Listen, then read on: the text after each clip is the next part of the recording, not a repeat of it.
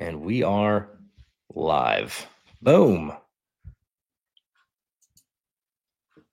All right, welcome to Up West Sports. We're gonna be doing this every Friday night, so appreciate you guys joining on. I know no one's on yet, but it's gonna be recorded too, so you'll see this in the you'll see this in post and everything. But what a game! What a week! What a 8 games? Are we 8 games in now?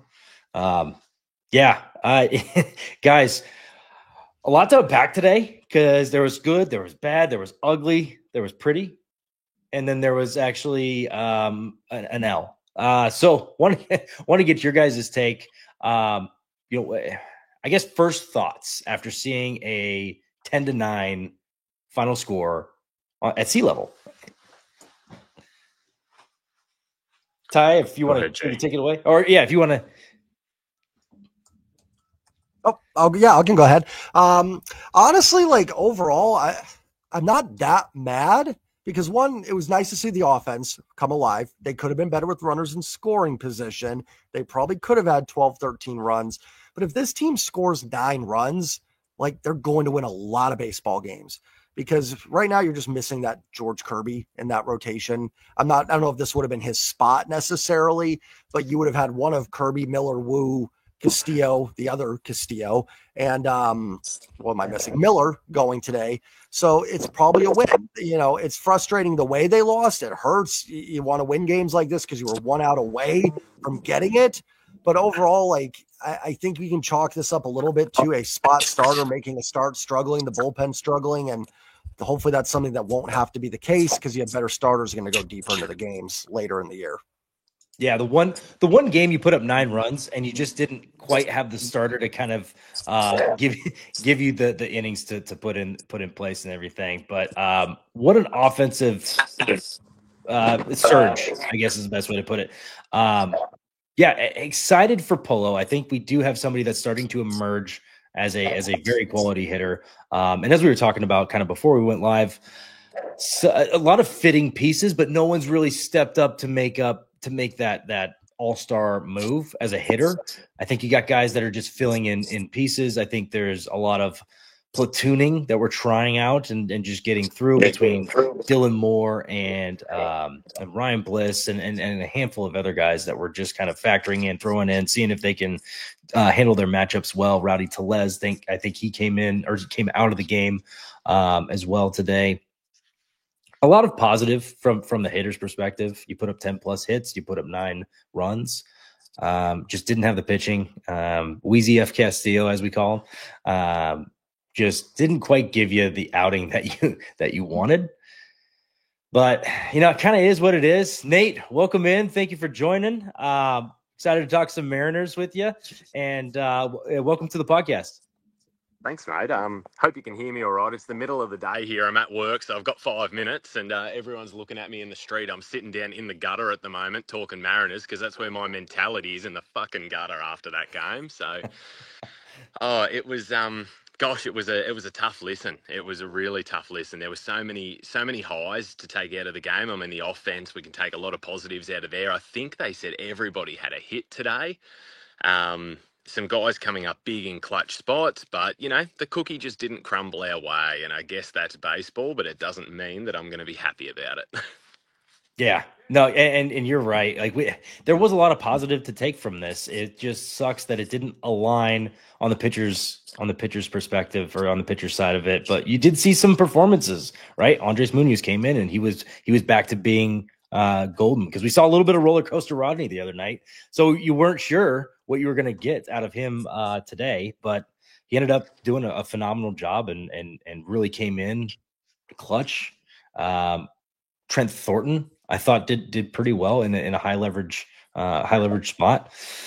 There were some good outings, but yeah, now you twice in 1 week you have to kind of pen it and staff it and get through the game. And it's just, when you get those games, it's DFA season, and it's just going to be who has options, who are we okay with DFAing, who do we think is going to clear waivers, and prior to you, Nate, getting here, we were talking about Tommy Malone, and do we have that in potentially Drew Pomeranz? Is he the next lefty? And is Taylor Saucedo, mind you, is Taylor Saucedo, because he does have an option left, does he get shuffled back down just to give him a couple days and just give our bullpen a reset? Yeah, I have a question for you. I mean, we can talk about resets. I sort of I wanted to ask you this question. I was thinking of you during the broadcast. I guess it's better than thinking of you at some other points in my life. But you're the guy that I'll refer to here. I mean, we spoke about last time I was on about just giving respect to people in this industry and where their roles at. And you've obviously got a decent, really decent level background yourself with playing, coaching, being involved in the game. I want to ask you this. You've just gone through a heartbreaker. You've gone 12. You've utilised everything. You've thrown the kitchen sink. I mean, you really can't do much more than what you did. What's the mentality of this locker room now? I mean, you chased Verlander, in 2? You got a little bit of a win there. You still couldn't pull out the W for your team. You got to bounce back for 2 other games. I mean, as a player, how do you just keep your head up through this? Because we might have lost him there.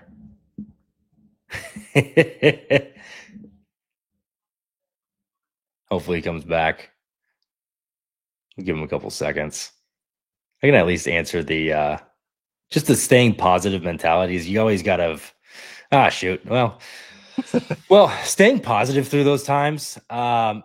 Really, you have to find positive in any aspect. You got to look at who, if you're going through a rough patch as a pitcher and you have like 2 or 3 outings where you're just terrible, you got to look at who you at least were. Go back home, maybe do some push-ups. Like for me, just to clear my head, I would do some push-ups. I would do some other stuff that wasn't just locker room stuff, or not locker room, but weight room stuff, the mandatories. Hey, welcome back. There you go. Sorry. No, guys, you're good. I like live in the most rural part of Australia. Like it is it's like kangaroos hopping down the street. Internet access when I'm not at home. She's a bit sketchy, I tell you. Sorry about that. No, you're good. But you were talking about mentality and trying to find positivity, because that's the biggest thing is you got to maybe look for the nooks and crannies of what's positive. Even sometimes for me, when I had stretches and playing in the RMAC, it was very, very difficult to play baseball in the RMAC. We're 7,000 feet up, the ball flies. It's a pitcher's nightmare, and every game is that way. I had a 7 ERA. I on paper was terrible, but you just got to look at who you were and be like, okay, I am this pitcher, and I got to find who I am. And at the professional level, even though I never quite played at that high of level, what these guys have to do is they have to understand it's a business. If Taylor Saucedo ends up getting DFA'd or not DFA'd, sorry, if he gets one of his options and he comes back down, he just got to understand, okay, I have an option. We need to get some other fresh arms in here because we just depleted the pen twice in 1 week.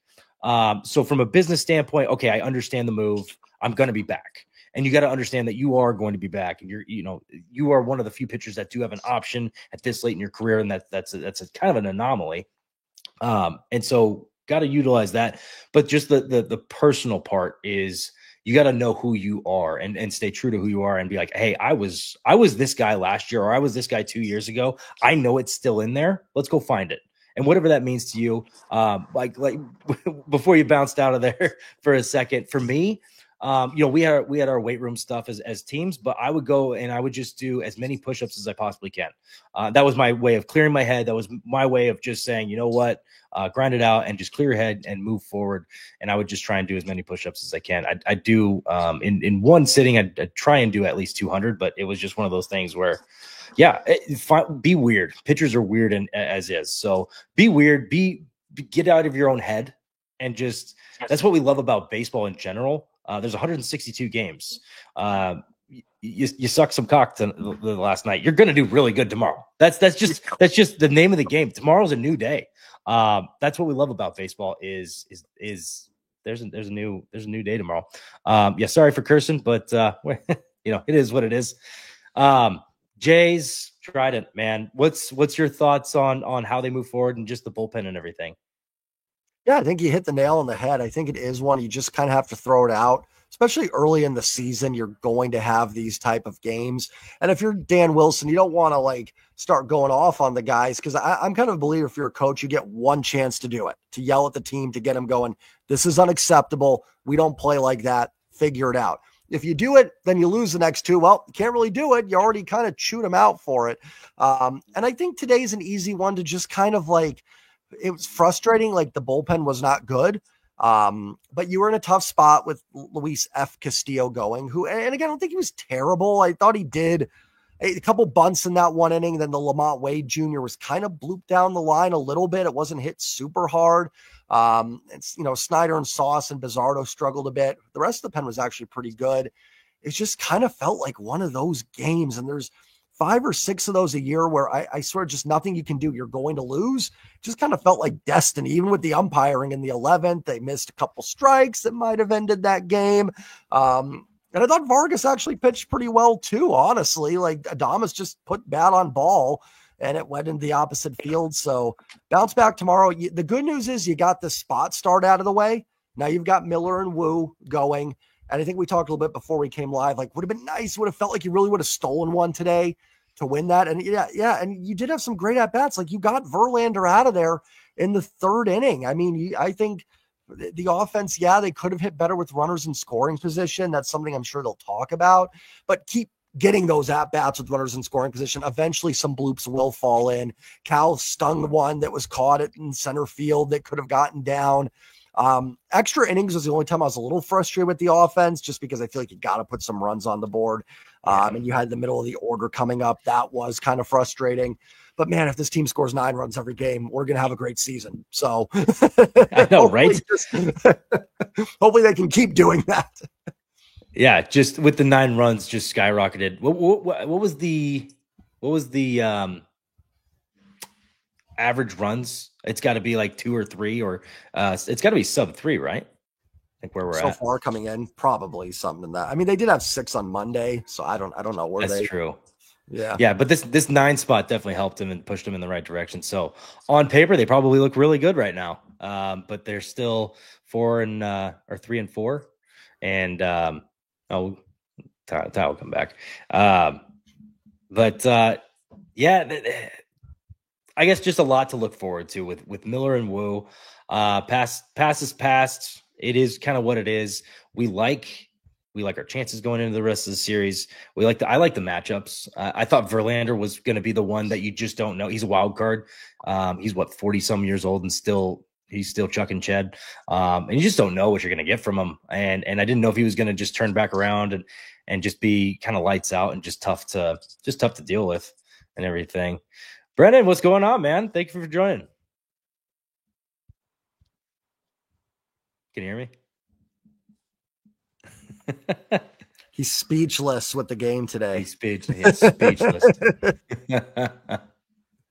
All right, we'll see you later. I'm going to love you and leave you, boys. I got to get back to work, but I wanted to make sure I jumped on for 5 minutes because, and we'll do this properly next week. But yeah, you guys are just doing some really good stuff, and it was awesome last week. So just wanted to thank you guys again for having me on. And Gavin, you and I might touch base during the week. I'm working on something pretty big at the moment. So yeah, I'd love to get you guys involved. And Jay, I haven't even reached out to you, mate. I've been so bloody busy, but I love your stuff too. It's such like everyone's 99% of people are decent in this community, and it's bloody brilliant. So. Yeah. Nate, thank you for joining. Reach out. Be happy to get on your show sometime, man. Absolutely. Just shoot me a message. I'm open. So appreciate you, man. Awesome, guys. Yeah. You guys take care. All right. Have a good rest of your day. Yes, sir. Nate, take it easy. Here we go. All right. You can hear us. Yeah. And can you guys hear me? Yes. Gotcha. Yeah, we can hear you. Brendan, how's everything going, man? Good. Good. I'm just enjoying. I've got the Everett Aqua Sox against the Spokane Indians on. I've got the Tacoma Rainiers against the Reno Aces, and I've got the Modesto Nuts against the San Jose Giants on right now. There you go. Yep. As soon as we end the stream tonight, I'm definitely putting that on. Is Sinja throwing tonight? Did they give him the rock on game 1? No. So it's Ryan Hawks, who was the fourth rounder or the sixth? No, the fourth rounder, because Brody Hopkins was the sixth rounder. He's the 2023 fourth rounder out of Louisville, like 92 to 94. He's like a sinker baller, and he pitched all of last year in high Everett. He like showed flashes, but like the ERA wasn't great. I don't think like the K numbers were that great, but I think it's just kind of like they just gave him the opening day start because he's expected to be moved up pretty soon, and it's like, oh, you were here last year, like we'll give you the honor of being the opening day starter. So yeah, there's some. I've noticed they do some veteran moves like that every now and then. And also just I guess trying to lock in Sinja with I don't know, maybe like a Sunday start or something like that. I think he's actually scheduled for tomorrow. So yeah, that's perfect. Obviously, yeah. Mm-hmm. Perfect. And then do you? I might have missed it. Did you say who was starting for the Modesto Nuts? It's Walter Ford. It is the other Walter. Yes. The other Walter. Yeah. Mm-hmm. But is it Vanilla Missile, right? Yes. That's what he goes by. Yes. And I met him and briefly talked to him at spring training last year, and he was very nice. But yeah, I'm rooting for him because he had like a lot of talent, and he went like 70th overall in the draft a couple of years ago. He's supposed to be, and he was only like 17. Yeah. But yeah, it just like kind of depends on the velo and stuff for him. But like even last year, he was on the complex for like 3 years, which is like, I'll be honest, like a red flag. Like you would have hoped he would have only spent like 2 years on the complex. But he like made it to Modesto last year, and like in one of his first starts, he went like 6 innings with like 9 Ks, gave up one hit, and had like no walks. So like he's like dialed it in before, and like I've seen footage and it's looked good. So like I'm still holding out some hope for it. But yeah, we'll see. I mean, he's gone through 4 scoreless tonight. And he just struck out Walker Martin, who was like the Giants' second rounder a few years ago. So yeah. No, I'm excited for what we have coming up and everything, and I'm also definitely rooting for. I don't think there's anybody not rooting for our minor league system, but Walter Ford in general, because he was such a high pick for us, and I think we gave him a handful. I think we gave him slot value or pretty close to slot. Yeah, mm-hmm. Yeah. So I'm excited for him, and hopefully he can kind of get back on track. But I guess that's the other cool thing about being a high school draft pick. I still remember back in the day, Tyler Pike was kind of a big prospect for us, and he was kind of struggling a little bit of Walter Fordish. He was stuck in Modesto for I think 2 or 3 years, and then everyone was like, hey, "Guys, take it easy. He's only 22 years old," and you forget after when you're drafted out of high school. It's a slow roast to the top, and so I think he has plenty of time to get there and find his groove. And it's kind of like the same story with Michael Morales, who was like the 4th rounder like the year before, and also Ashton Izzy, who was like the 4th rounder in that same year as Walter Ford. Like Michael Morales, he like kind of struggled in his first 2 years in Modesto, but then last year he like really turned it on in Everett, and then ended up being promoted to Arkansas. And like with him, I'm still like a little bit concerned about the velo. Like I just question like the major league ceiling if it is like 90 to 92. If it's like 93 to like 96 or something like that, like and he's lanky and like there's still some projection, I think, like then that's and again, he's only like 21 years old. Like he would just now being drafted. So and like he would probably be a top 60 pick again or something like that. So like he would have just been drafted again last year. So like it's okay that he spent a few years in Modesto, but now, like, I question the major league ceiling now, but like he's definitely taken steps forward. And like Izzy is not striking people out, but he's actually like been good in the run prevention. So like I'm watching a little more people than I'd like. But low ERA, low a lot of stuff. But didn't he have? Was it him that had like a ton of walks and like his strikeout, his K to walk ratio is not very good. Yeah, his like K minus walk percentage was like 6.2%. It was like 18% K percentage, and then like 12% walk percentage. And then I don't know if you guys know Tyler Goff. Yes. Yeah. Modesto was loaded last year. Yeah. Tyler Goff, I read there's this guy who I think his name is like Tieran, like Tieran, and like he used to be a lot more active and like actually like fire off takes, but he's like I believe like been hired by a team now and like has been working for a team for a few years. And so, but he like had a public draft board like a few years ago. And on that public draft board, Tyler Goff was like really high up.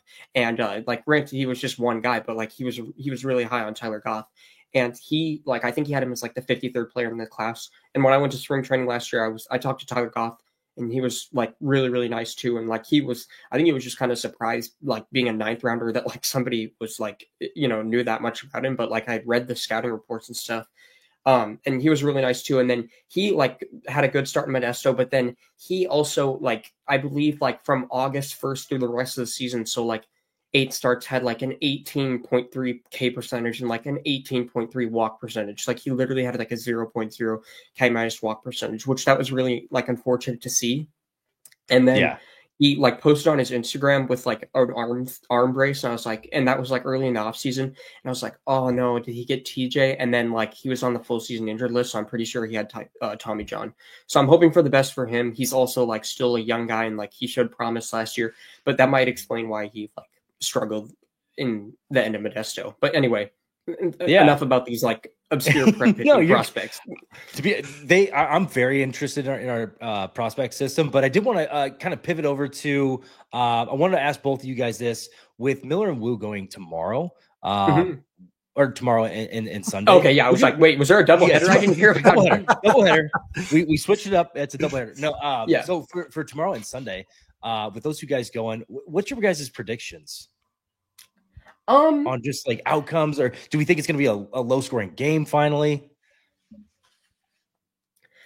Yeah, I kind of think so. Like, I'll be honest, I was not that surprised they got to Verlander today. Well, okay, I was like a little bit surprised because like we owned him for a while. Like going back to like ALDS game 1, like the last time I remember being like, oh my God, this is Justin Verlander, and like you cannot beat this dude, was probably like when he struck out Sam Haggerty in like, it was like bases loaded, like July something, like 2022. He like struck out Sam Haggerty in a bases loaded situation and like dialed it up to 99, and that was like the year he had like a 1.6 ERA. Do you guys remember this?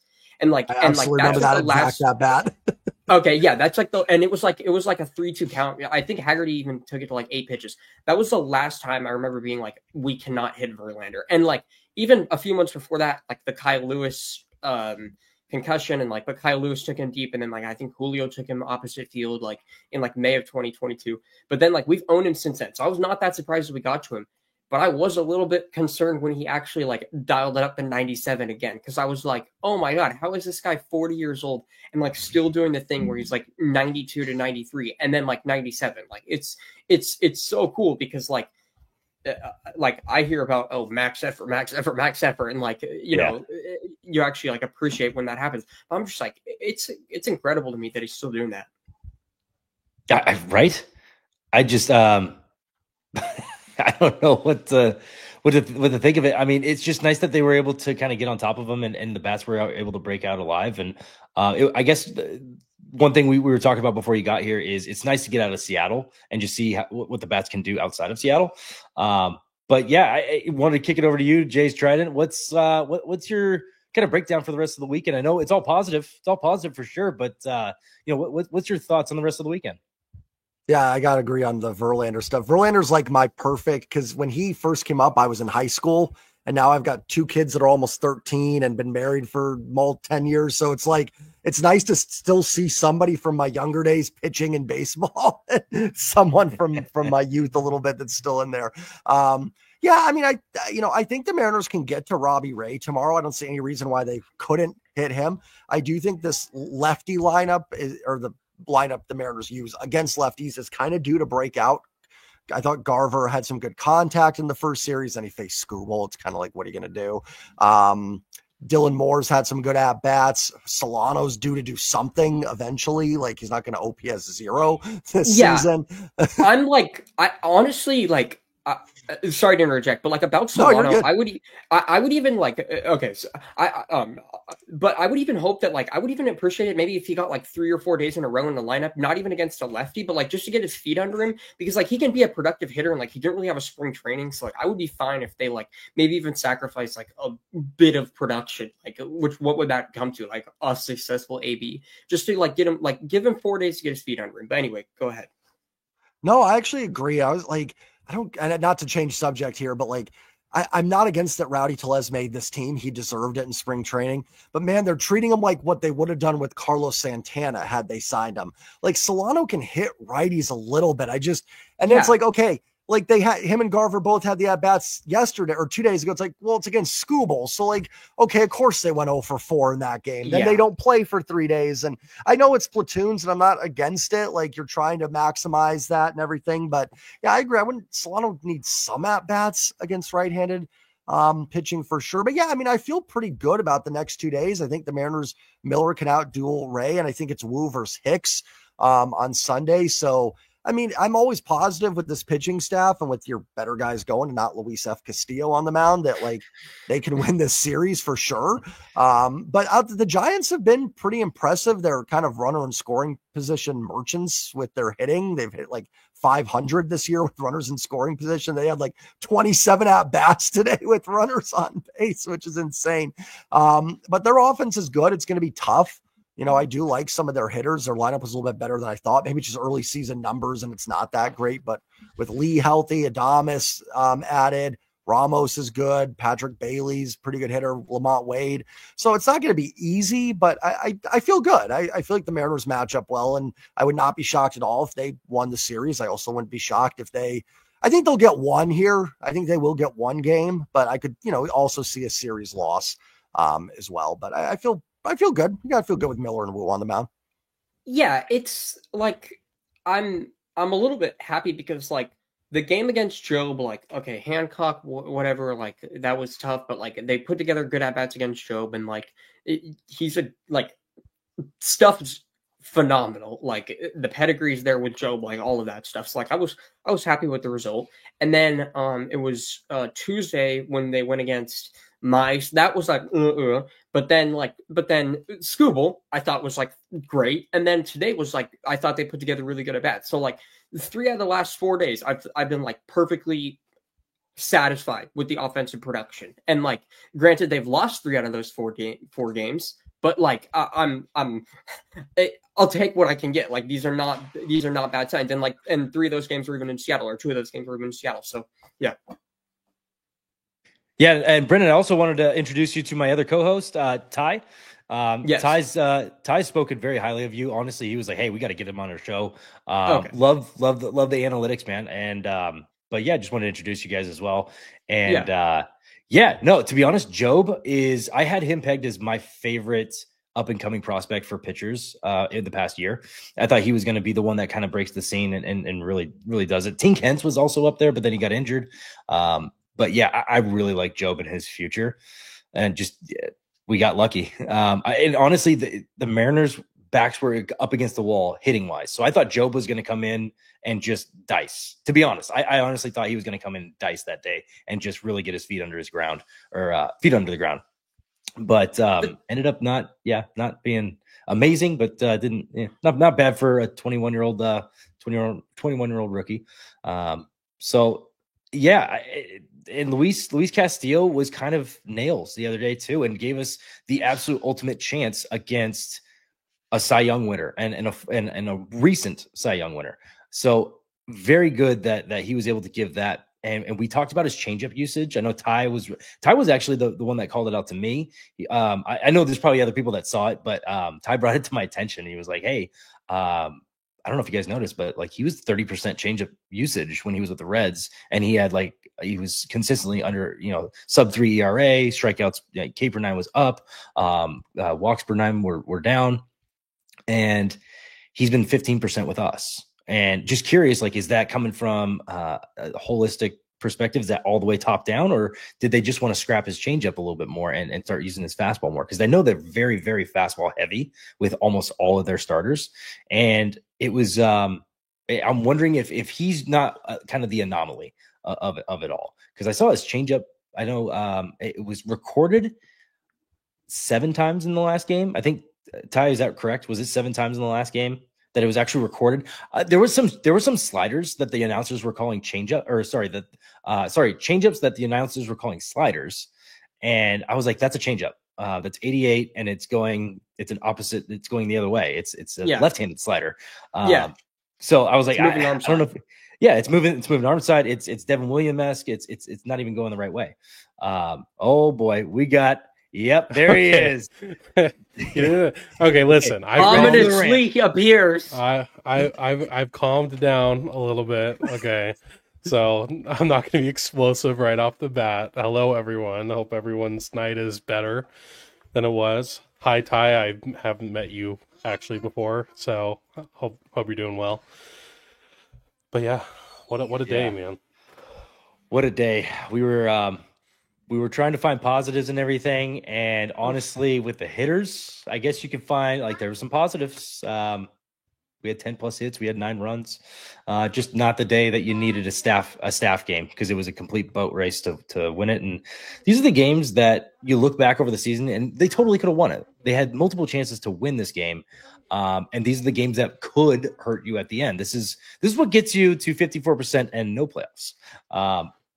So yeah. That's kind of how I feel about the game. It's a tough L. It's nice to see some other things kind of break open. Polanco, there's a lot to be excited about there. And, Jake, we were kind of talking about, I know I've said it twice already, but now that Jake's here, I'll say it again. Besides Polanco, there's really no superstars that have really emerged this season, right? Like, we all expect Julio to be a superstar. We all expect some of these guys to be superstars. Nobody's really really emerged as the superstar, but we've had a lot of puzzling pieces that have kind of fit into certain ways and just been able to kind of manufacture today. And you kind of saw that, which I was super high on this offseason. I was super high on just correcting the RISP numbers, RISP. Hitting with runners in scoring position has to be at the top, because if you're not going to put up 10 hits a game, you need to hit when it matters. And that's with runners in scoring position to manufacture runs. Well, Jake, I know you had, at least I know you calmed down a little bit, but I know you had some form of a rant to go on. Go ahead and shoot. Yeah, well, yeah, that's the thing, man. Like I said, I've calmed down a little bit, so I was definitely like ready to unload right after that game for sure. However, I will say that I cannot wait for ABS to get here. Like, it's kind of just ridiculous. Now, I will say the ump was kind of crap the whole game, and I will say for most of the game, and okay. I think he was giving a lot of he was giving us a lot of calls early on in that strike zone. So it was just more of the timing than anything, and what the misses in that 11th ended up meaning, right? Like, it's just incredible, because first of all, I mean, that very first miss, okay, let's be clear, that's almost down the pipe, and just because Cal catches it wrong, it's a ball, which I understand some people will be like, well, they always call those balls if the catcher gets, crossed up or whatever. Yeah. You said I can curse on here, right? Let it eat. I don't fucking care if the catcher gets crossed up, okay? I don't care, because, and that's the thing, is it wasn't like a shadow zone ball. It was right in that top right quadrant, top left, whatever you want to call it. It wasn't even close to being a ball, first off, okay? And what happens with that is that one should have been strike 3. Like, that wasn't even just like strike 2 or strike 1 or whatever. That should have been strike 3. And instead of getting the fly out that gets a runner to third with 1 out, then you have 1 out, runner still on second, okay? So first of all, that's a big difference. That is a good fly ball away from tie game, and that's a big deal. Okay, the second one wasn't that big of a deal to Wade. Like, I understand it was a bad miss. It was a bad miss from the umpire, but he ended up striking out. So, like, ultimately, like, it's a wash. Who cares?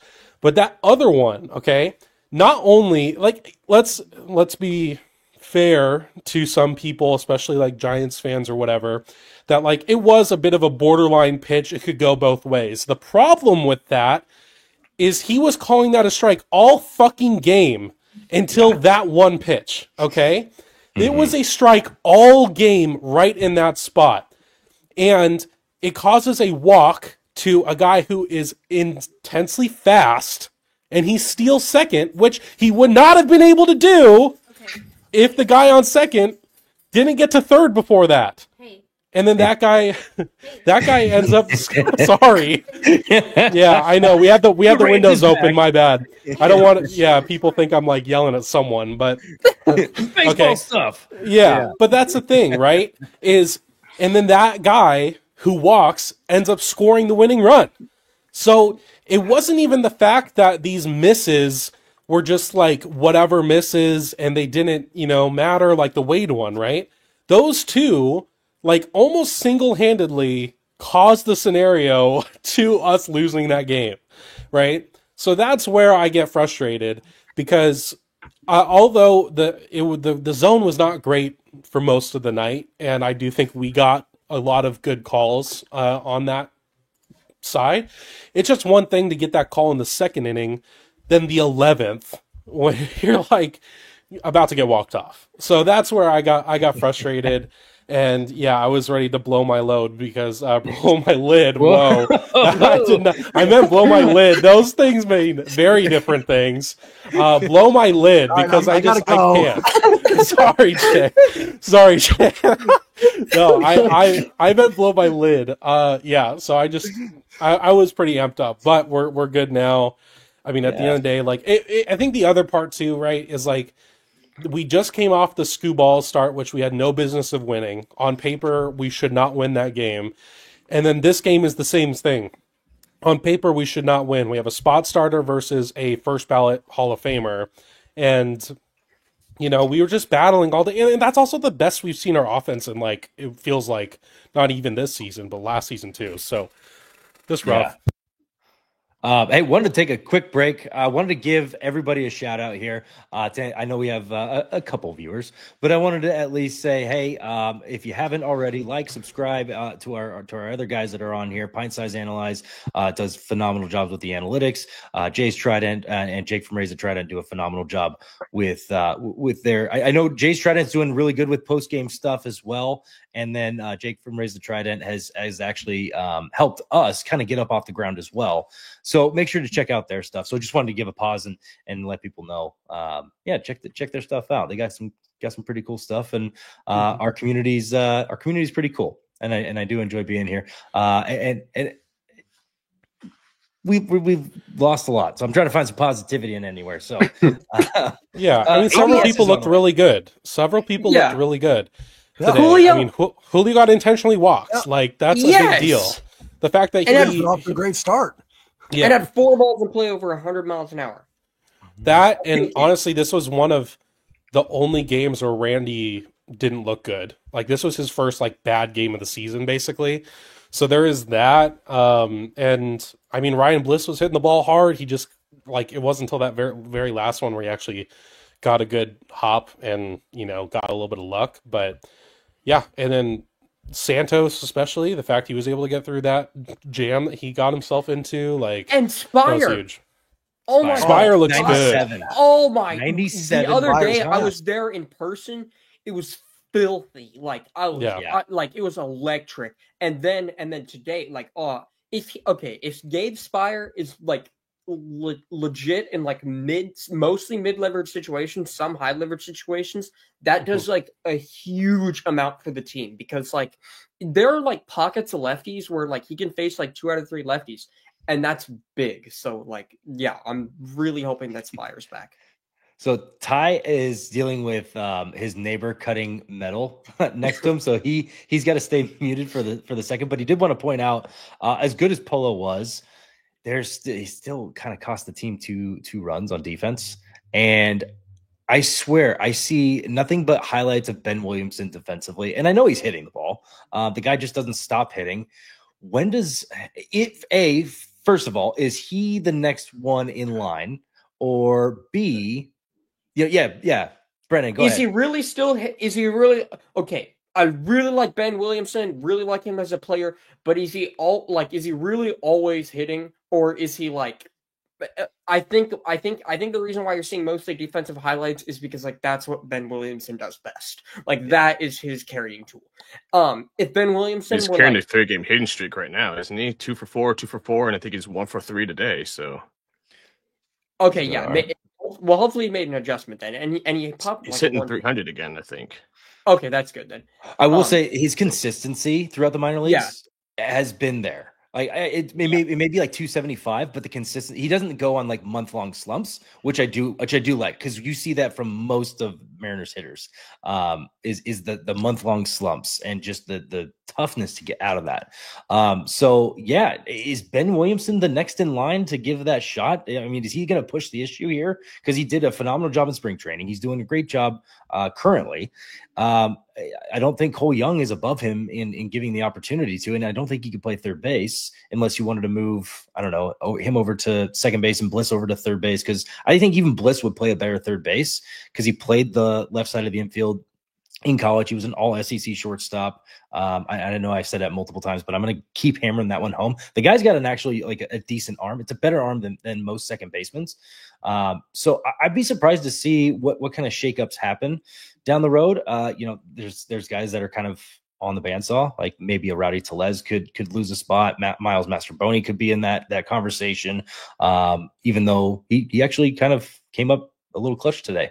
What's your guys' thoughts? Is Ben Williamson kind of that next person if he continues to prove himself right at the plate, not just defensively, but at the plate? But is he the next one, or what's your guys' thoughts?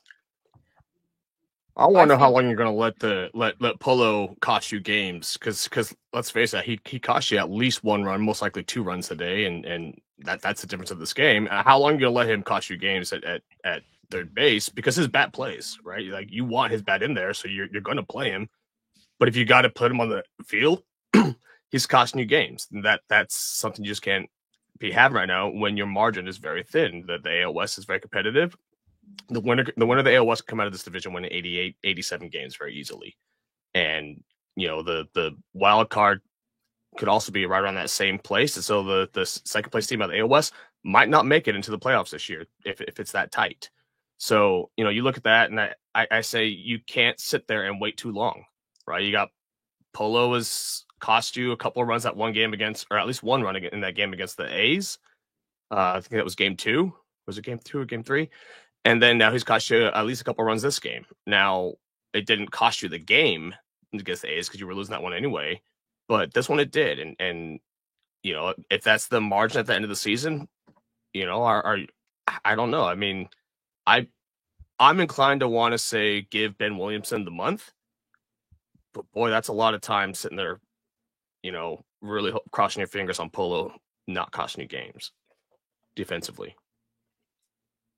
I guess, and this is just like what I heard from Davish, and this is like what he said on multiple podcasts too, was like they're kind of giving Polanco like a little bit of a leash because like he didn't really have a full spring training, and like I don't know if this is good or not, but like he didn't really have a full spring training, and like he didn't really get like all of like the reps and like drills and all of that he would like to have gotten in spring training. And like Rojas, and the thing that Divish said was like Rojas initially last year was not very good in spring training, and then even like in the first few month of the regular season, he was actually hitting, and that was like the only time that he was hitting all year. And then like after that is when he really turned it up defensively. And so like Divish was saying like there's a chance they could call up Williamson, but they also might give like Polanco a little bit of time to like hopefully figure it out defensively at third base, because like yeah, he's costing runs right now, but like you said, like the bat also plays, and like you really need that in the lineup. So it might just be like a couple of weeks of hopefully him getting like more consistent reps at third base and like that actually making a difference. But yeah. I kind of hope Ben Williamson forces the issue. I kind of hope he goes on like a 3 for 4, 4 for 4, 3 for 4 streak, and he's hitting 400 by the end of the third week of April, and he's just forcing the issue. I'm kind of feeling the opposite on Williamson. Like, I really, really like him as a defender, but I also am like, would not be opposed. Like, to me, Williamson is like a classe or even like Lochner type prospect where like you kind of want to give them as many when there's like significant not even like significant because I think it's like a 40 grade hit tool where like class A might be a 30 grade hit tool, but when there is like concerns about the hit tool with Williamson and when he does have the defense, like why not give that hit tool as much reps against like as high of possible pitching as possible, like without it being like completely competitive. And like he's going to get good results in the PCL, like no matter what. But like I was just looking at it, he's got like a 304, 333, 348 slash line, and like he popped a 112 in spring training. Like why not? In my opinion, let him like be in the PCL for a long time, and hopefully he's like makes an adjustment or whatever, and is able to get into a little bit more game power, and then when he does come up, maybe it's like a 45 hit, 45 or 50 power or 50 hit, 45 power, 60 defense. That's a lot different of a profile than like a 40 hit, 45 power, 60 defense. Like I think that really, and I don't know if it's a hit tool grade goes up completely, but I think why not like give him as many opportunities against as high of level of competition as possible. Yeah, and there's something to be said about that as well. And it's just one of those things where we've seen from him already that he's probably not going to be the guy that has 20 plus bombs. If he does get to that, there's a chance he does get to that because he has a bigger frame, so he could fill out. He could end up, just adding that natural strength. But I think his game is just straight bat to ball, like eye hand coordination through the roof, and just straight bat to ball, and just being an excellent defender. Which I mean, if you look at his bat profile, it definitely profiles best at second base. Just with the low, the high OBP, the high bat to ball skills, and then the low home runs and low slugging. But very curious on how he kind of cruises through the PCL and just what he kind of looks like. And is he going to be a force to be reckoned with and just kind of push the issue to get to the top? And are there other guys that are going to kind of weed themselves out at the top?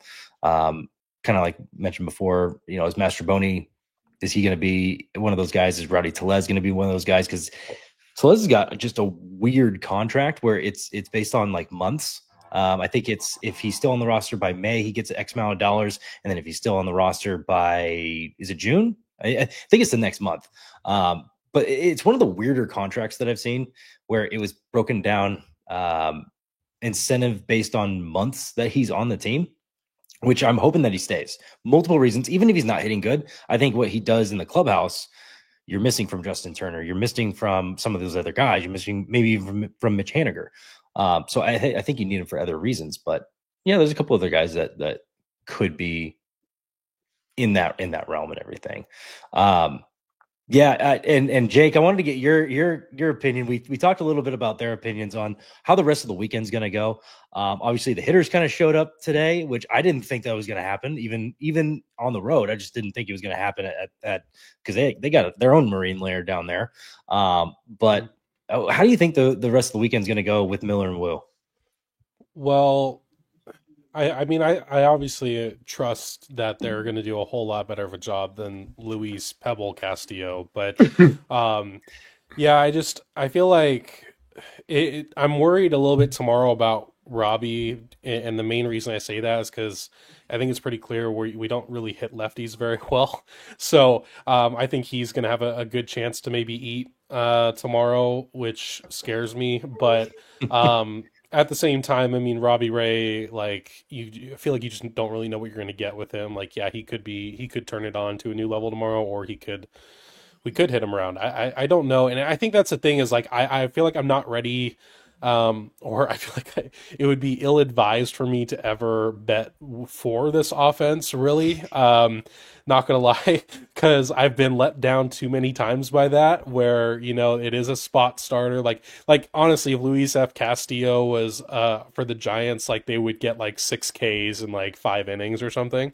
And it would be like 4 hit ball or something. So I don't know, but I do think Miller is, I'm excited to see how he does. I don't remember how he did last time out. I know he did not get the quality start So, but I think he was close if I remember right. Like I think he was just pulled a little bit early for it. Yeah. So excited to see him get his second start in, see what that's looking like. Woo's going to be interesting because he's a San Francisco guy. So, I feel like he's going to be kind of amped up, which will be fun to watch. And I thought it was interesting with the Castillo today, Pebble Castillo, but that he just it felt like he didn't really have a whole lot of a game plan other than, hey, I'm gonna throw it in the zone. If you hit it, then great. If you don't, then like that's pretty much how it was. So, and that's the thing is like, I mean, honestly, the Giants didn't do as much damage as they probably should have off of him. So that's where it's like when you get guys who actually can pitch major league pitching, I mean, that might be good. But yeah, I don't really know what to say as far as Robbie Ray goes, and then Jordan Hicks, like I don't know what our numbers are off of velocity, but I'm definitely terrified of that game. I'm not gonna lie. So we'll see. It's just. To be fair, for me, I'm just kind of vibing out this series because I grew up a Giants fan. Like I made it very clear. Like I, grew up during their heyday in the early 2010s, and so being able to watch Mariners baseball in that absolute beauty of hello, Gavin. Yep, there we go. Once an episode. There we go. Yeah. Get out of my face. Thank you. Yeah, to be able to watch Mariners baseball in that beauty of a ballpark has been a treat for me, and I'm really looking forward to watching 2 more games at Oracle because to me it's the best ballpark in baseball, and for me that's good enough alone. I can't say vibing out because I was pretty heated earlier, but yeah, I've been trying my best. Yeah, I've been trying my best to enjoy it. Yeah. So yeah, and you mentioned Miller kind of getting shorted of a quality start. I did want to bring in a little bit of fantasy baseball chat into this. I had Miller and Jack Flaherty in one of my leagues, and both of them got taken out with I think 1 out left to get a quality start, which would have got me like 7 points, and I lost by four points last week. So yeah, was a little bit a little bit disappointed, but wanted to give a shout out. And also we had a comment in here I wanted to bring to the top. Baseball dude, I think it's gonna be rough with these offenses that will hit and will produce. So I mean, if the pitching can lock it down and not give up 6 or 7 runs, which I agree, I think this was just a off the wall day, and it sucks that we had to have the staff day happen twice in 1 week, and it happened today when the offense finally showed up. And when we hit Job around, kind of. I'm sorry, what's that? And when we hit Job around, kind of. Right, both days that we had to have like that, the game plan just went up in flames. We've hit the pitcher, we've hit the starter around. Yes. Yeah. No, and it's I guess we play to our competition, but not above our competition. And that's just right below. Hey, if you put up 9, we'll put up 8. If you put up 10, we'll put up 9. That's just kind of the effort. Mariners baseball. Mariners baseball. I will say something about tomorrow's game too that I mentioned earlier on my Twitter is that the only guy that the Giants didn't use today was Birdsong, and so I think tomorrow's going to be kind of a slog to get through. Not only do we have to get through Robbie Ray, but I would imagine Birdsong is probably going to be up and ready in case either Ray gets into trouble or just in general, because I mean he's the freshest arm. My dog is trying to get food over in the kitchen. So that's where in Birdsong to me is just like he is nasty. Like he has some insane stuff, and I mean we should be glad that he's not starting, but at the same time, like it's going to be rough if, let's say, the Giants get 4 or 5 out of Ray, and then Birdsong could easily eat 3 to 4 innings, if not more, if he really needed to, because he was a starter last year. Like he just got beaten out for the 5th starter job, so he's more than capable of taking a pretty decent amount of innings tomorrow. I'm not sure why they didn't pitch him today, because I feel like today would have been perfect for him. Just because Verlander coming out early, like he probably could have gotten them to the 7th inning just fine and totally saved their pen. And then we would have been a huge disadvantage for the remainder of this series. But regardless, like we are going to face him for sure, and I think he's going to cause some problems for us. So tomorrow is going to be an interesting game. I think it's kind of the biggest like must win if we want a chance at winning this. Well, obviously, because if we lose tomorrow, I mean, then we don't win the series. But I think tomorrow is going to be a difficult game. But I'm still excited to watch it. So. Yeah, I mean, yeah, you must be a little bit in baseball heaven here with kind of two of your more favorite teams here. And yeah, I want the Mariners to win, but course. It is fun to watch them play at Oracle. So, and I forgot, I know your dad is a big Giants fan. Is he still a Giants fan too? Is this is this kind of a little rivalry that you got going on? No, right it's not. It's not a rivalry because I mean it's obviously different leagues, so it's just more of like a hey, when we're playing each other, like I want my team to win. When we're not, like I hope you guys are doing good and win. And I will always be rooting for the Giants in the NL. Like now, if it came to like a World Series thing against the Mariners and Giants, which never going to happen, but if it ever did, then at that point that would be an interesting week for sure. But yeah, right now it's still just very much like a hey, you know, I want to win the games against each other, but when we're not playing each other, like I hope you're kicking butt. So. Yeah. One of my really good friends that I played college baseball with, and he was even in my wedding. He is from San Francisco, from Redwood City, actually. Biggest Giants fan, and we have that is too funny. He went to Woodside High School. If you went happen to go, Junipero Serra. okay. You went to J. Serra. Okay. Yeah, that's home of Tom Brady and Barry Bonds. Yeah. Absolutely. Amen. Yep. Yep. That's a small world, but yeah, he lived. He still lives in Redwood City. Actually, no, he just moved to Vacaville. Sorry about that. But we've always talked about when is this Giants Mariners World Series coming? Because I feel like it's just one of these years like that's just going to happen.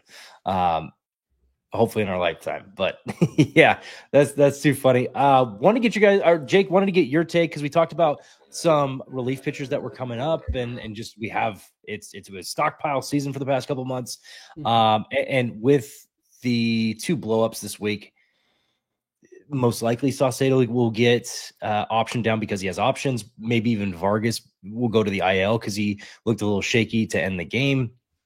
Maybe that kind of happens. Maybe they end up doing something. Legumina? Is there anybody else, or is it just going to be Legumina, Pomeranz? Who are some of your favorites? Yeah, I mean, I don't see why they wouldn't send, or they probably have to DFA Pebble Castillo. So yeah, I feel like they should just DFA him because, like, at the end of the day, I'm sorry, but from what I saw today, like, he's not going to be a good fifth starter in place of Kirby. He's at most could be like a reliever, but that's it. And even then we have better arms anyways. So probably DFA him. And then, yeah, probably option Sauce. And I hate to say that because like had the dude on the channel, is a really nice guy. But at the same time, like he makes the most sense. He's really the only one who has an option left that makes sense. I think the only other one might be Spire, and like, of course, you're not going to send him down. So it's probably going to be Sauce. So I would expect probably Legumina mostly. I feel like everyone wants Pomeranz for the other option. I feel like they're probably going to do some random person like we're like, whoa, why him? You know, because I feel like this team, like for every like one move that makes a lot of sense that we could kind of guess, they're going to do another thing like that.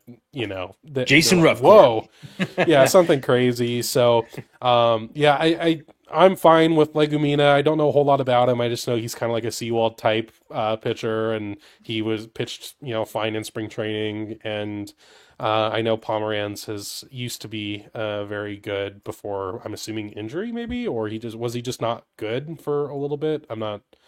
I know he was out of the game for a couple years. But I'm fine with really anything. I mean, we need new arms anyways for tomorrow, so I don't ultimately care a whole lot who, but I would imagine it's probably Legumina and maybe Pomeranz, which is fine by me. So Brennan, you got the game going.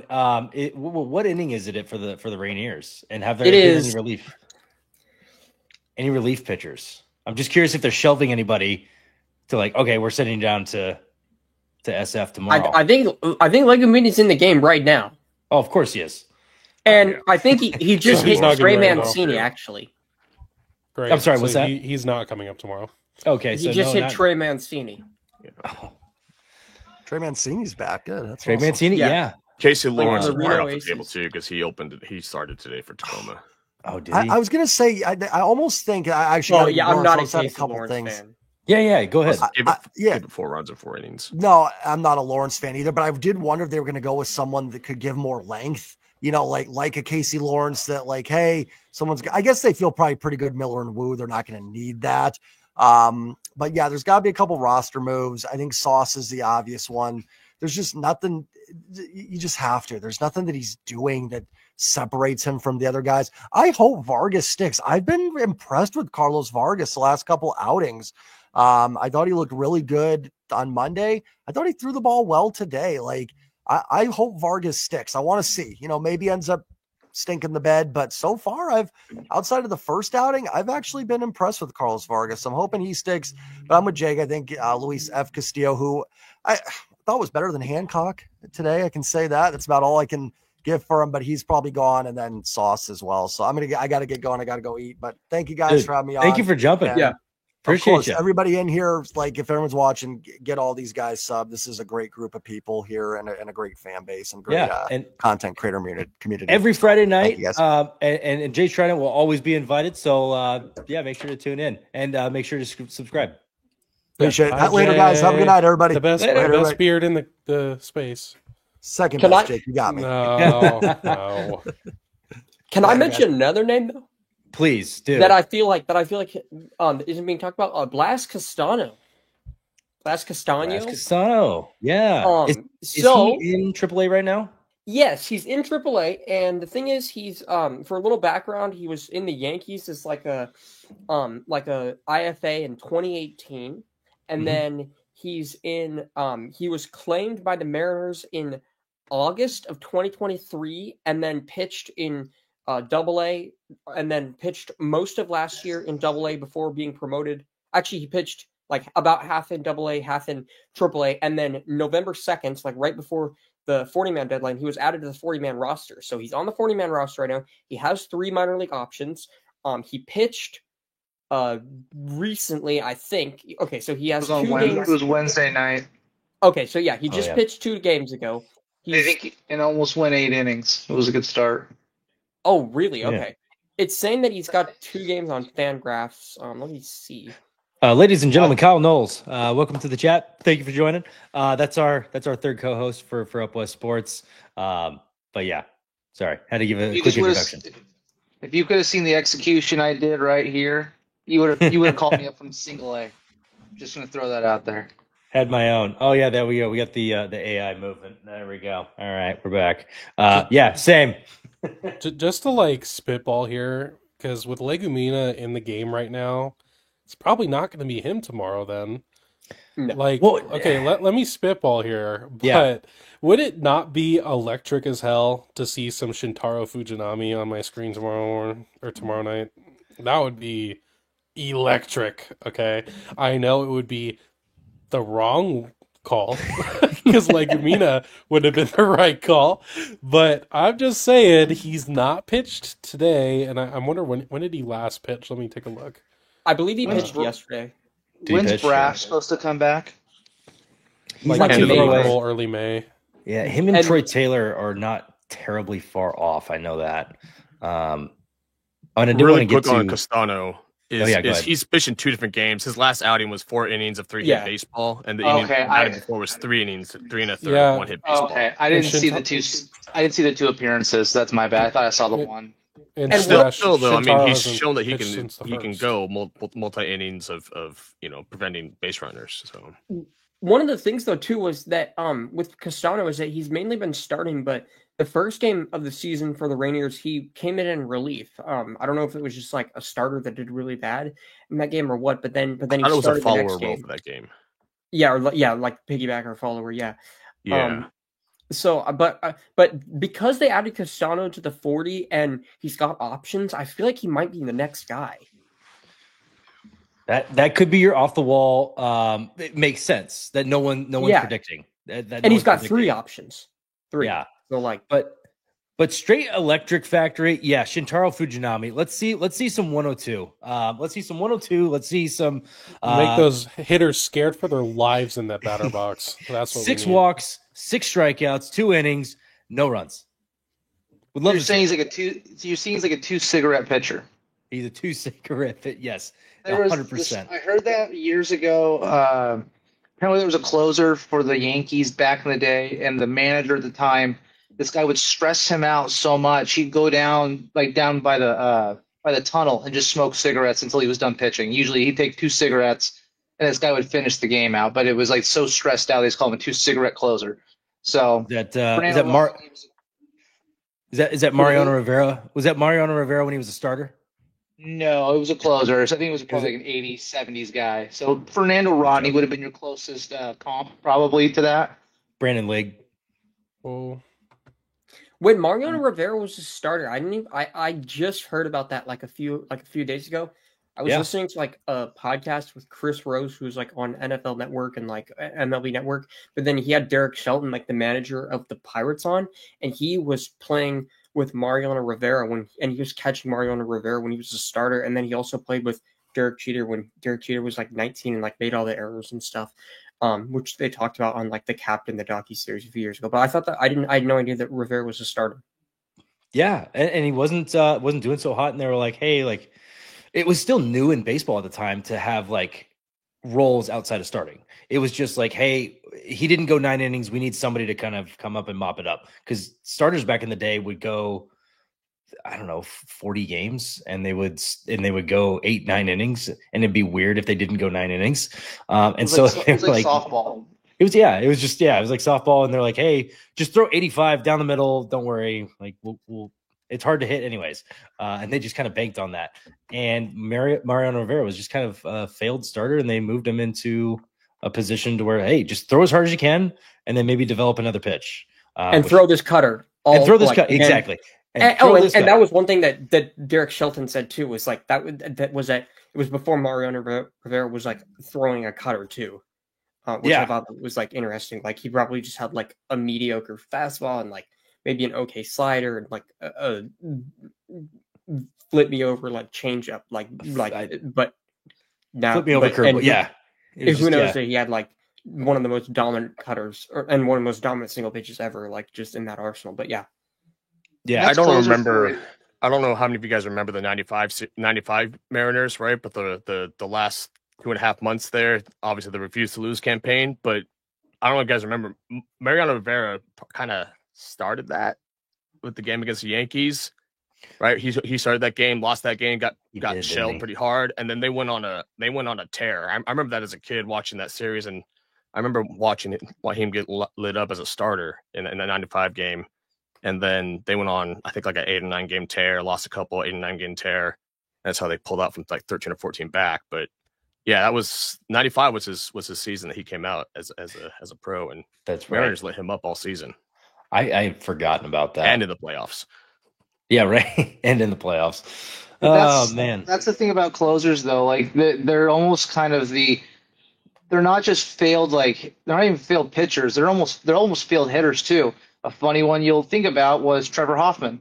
Trevor Hoffman was a second base prospect until he was playing beach volleyball, and he said he went for a dig, and he felt like it was like someone popping a tire in his shoulder.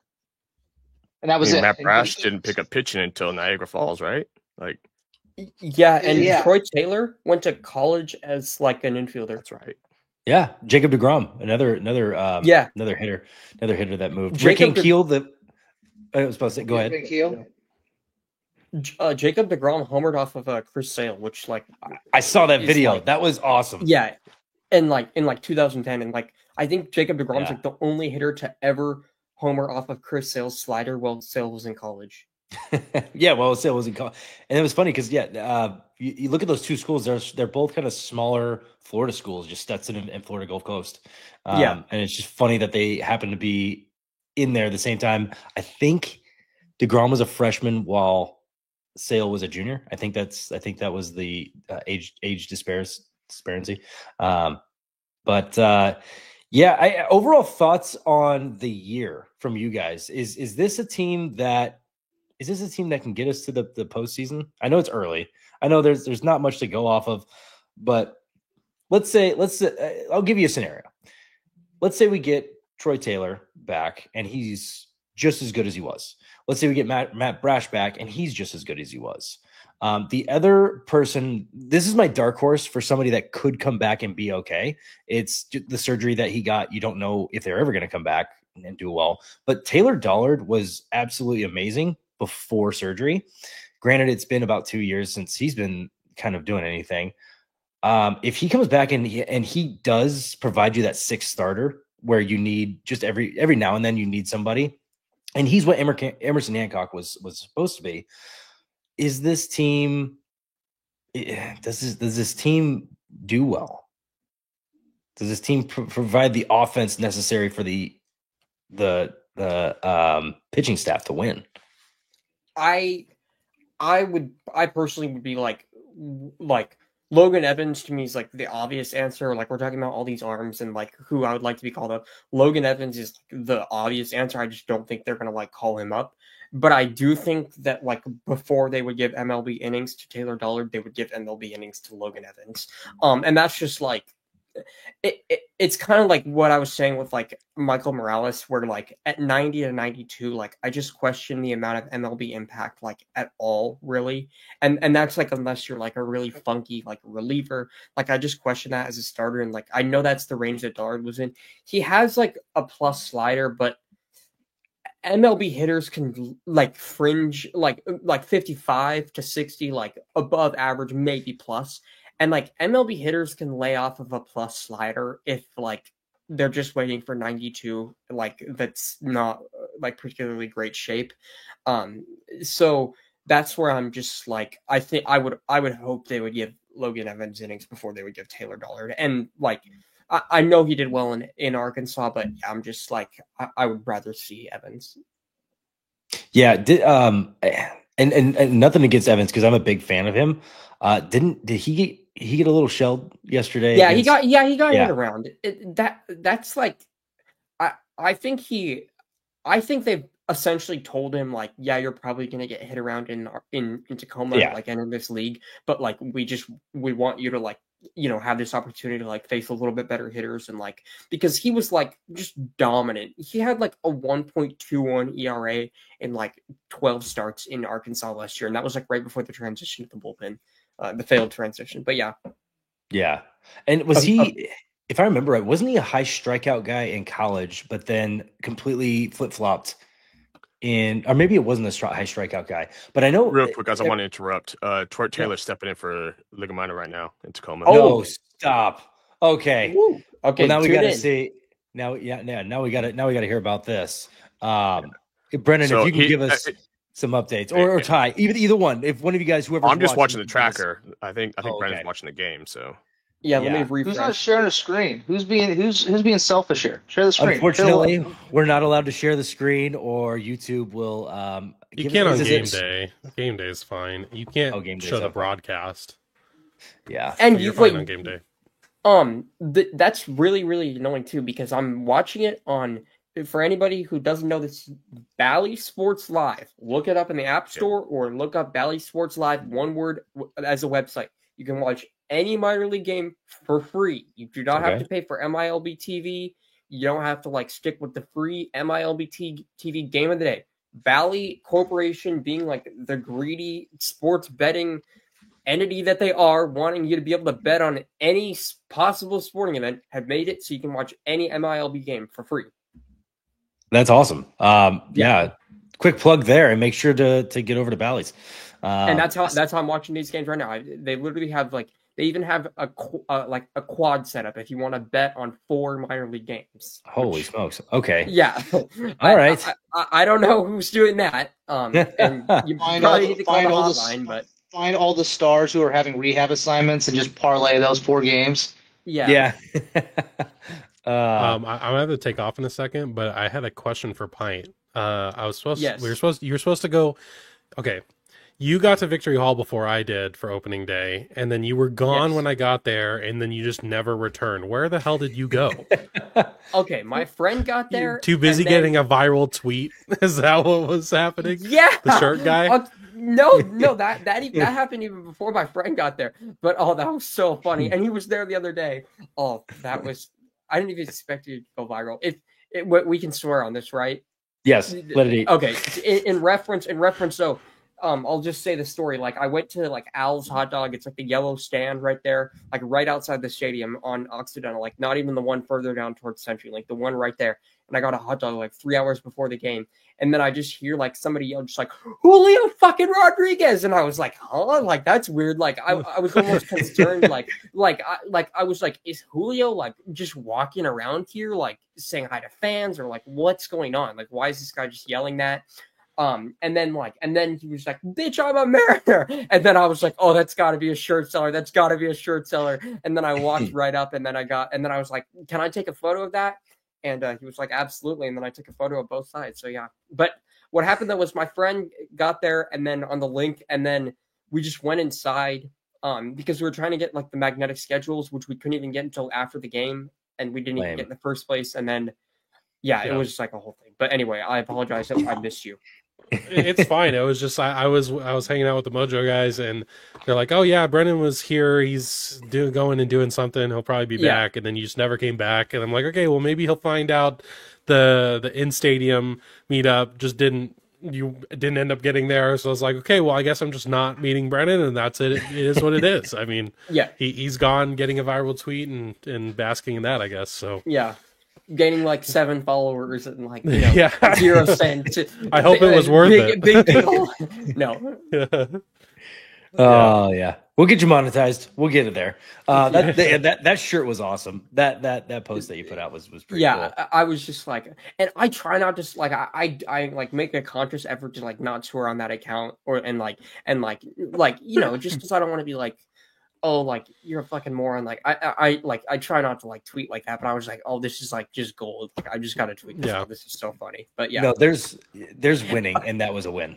And people in the replies, I didn't even know this. People in the replies, like his sales pitch was like, get one for your kid. And like, I literally, like when I was like walking with my friend, like after the game, I literally saw like a 6-year-old kid, like proudly like walking around with like an adult small that was like still huge on him in like of like the t-shirt. So yeah. You know, awesome. Simply Seattle or somebody's gonna like try and buy that or something. Like you know he's gonna just make it. Sure. Yeah, that's awesome. Jake, again, thank you for jumping on, man. Did you have any other final thoughts before you jump off from this series? I guess I should answer your question about like, does this team make the postseason? How it's currently constructed. I think the offense could figure it out on a more consistent basis. Starting pitching, not worried about that. Bullpen's going to lose us some games for sure, and they need to figure that out. And I know they're waiting for people to get back. So it'll be nice when Taylor's back and Brash is back, but it's just like you can't say yes or no just because you don't know how they're going to be when they're back. I especially Brash. Like I think Taylor is a bit of a different thing because it's not like he had Tommy John or anything. So, but Brash, never know how that's going to work out, and hopefully he's good. But you're also not going to be able to immediately put him in leverage innings either. You're going to have to start him off with some easier stuff and then kind of just go from there. So I think it could happen now. I will say, and the last thing, I thought it was interesting, the whole report about the Orioles like listening to offers on Mountcastle. If Tellez doesn't work, I mean, that makes so much sense. We could get him. We have the prospect capital that I'm sure the Orioles would probably be willing at that point to take. So I'm just saying he's a more for sure bet than Tellez. That's for sure. And he's going to be, I don't know how good he is at defense, but it's probably a little bit more of a sure bet than Tellez as well, even though Tellez was fine today, which was, I mean, my big boy was making me proud. But at the same time, like, I think if you want to win this division, that's maybe a move that you do kind of maybe need to make, unless Tellez starts like going on just an absolute scorcher and it's like you can't move him yet. So I don't know, but that's I guess it for me tonight. And Yeah, appreciate you having me on, and Thanks for joining, hopefully man. go M's tomorrow and the next day and the day after that and until infinity. It's why we love this game. Tomorrow's a new day, and then the next day, Yep. and then the next day, and that's why we love this game.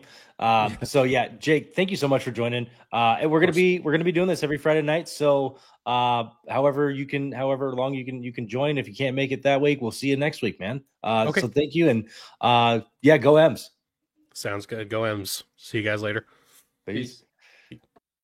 Yeah, I guess kind of getting into the trades, Ryan Mountcastle is definitely on that list of people that we could target if Tellez doesn't work out.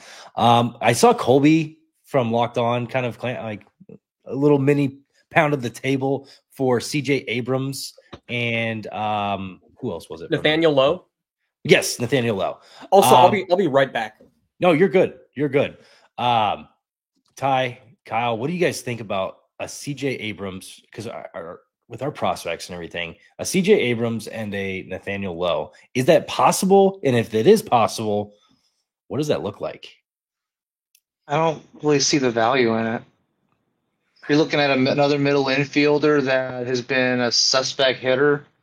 At that point, I'd rather you bring up Ben Williamson and see what you've got in there. I mean, to make deals now, to trade prospects, we lose our leverage, right? We're trying to trade for Ryan Mountcastle, and they're going, well, you don't have a first baseman, so we're going to try to ask for more. You should have been trying to make these deals in the off season.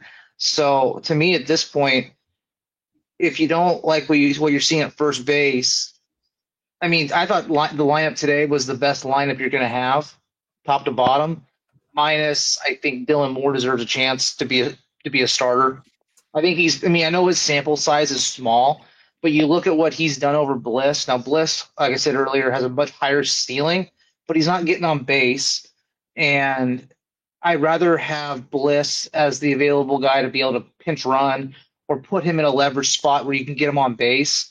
Dylan Moore right now, to me, just seems like he's hitting the ball. He's getting the ball in play. He's struck out less. He's walked just as much as Bliss when we talk about Bliss being a guy that gets on base, but that's not what he's doing. Right now, Moore has gotten more hits than Bliss with about half the at-bats, maybe more like a third of the at-bats. So at this point, right now, I'm not too concerned about gloves because it's our offense that's killing us right now. Today, we hit the ball, which was great. We strung hits together, which was great. But I'd rather see Dylan Moore there right now. Give him a series or two just to see what you have. But in terms of trading people right now, I don't see the point. I'd rather save those prospects for down the road. And I'd rather see a Ben Williamson come through. Maybe make him the DH, move Rayleigh to first base, or move Polanco to second, put Ben Williamson at third, and then put Rayleigh at first, and then figure out who you want to do with the DH. Defensively, that probably makes you better, right? Or not kind of, right? I mean, Polanco, regardless if he's in there, is not really a benefit. I think Polanco I think Polanco's a better hitter when he's in the game versus when he's a DH. I think that's just the way he's wired. If he's kind of built into the game, he hits better, and he's shown that. I think Rayleigh as a hitter, I looked at his stats last year, he was a better hitter as a first baseman than as an outfielder. We saw those stats at the beginning of the year, Gavin, you and I. I mean, it was some pretty – and then a lot of the home stats were insane. So I just don't think a trade right now is necessary unless it's going to get you a guy. And I just don't think those are guys. I mean, you want to go trade for a Justin Turner? Great. I think that's a great deal. You get that veteran experience. But right now, I just don't see those guys as being anything that's going to move the needle versus what you're giving up. Yeah, and I guess was just about to ask like a needle mover. Yeah. Yeah, and I was gonna rephrase it.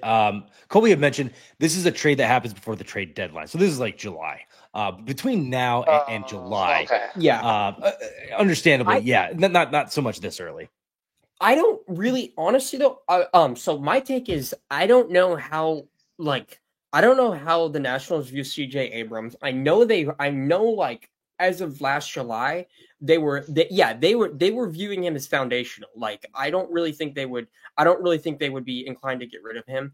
And then there was a whole speaking of Bally, speaking of Valley and like Valley Sports, there was a whole like casino thing, but still like he's still an that's up the middle right. piece. Forgot about that. He's still an up the middle piece. Like he's still I don't know how he's hitting, but like he still was like I think he was still like a 3-win player last year, and like that's not a particularly good roster. I don't think the Nationals are going to be like in any position to want to give away C.J. Abrams, unless like they're really bad. And yeah, I mean he's got okay. So let's see last year. Last year he was only worth 1.9 F4, but he had like a 107 WRC plus, like.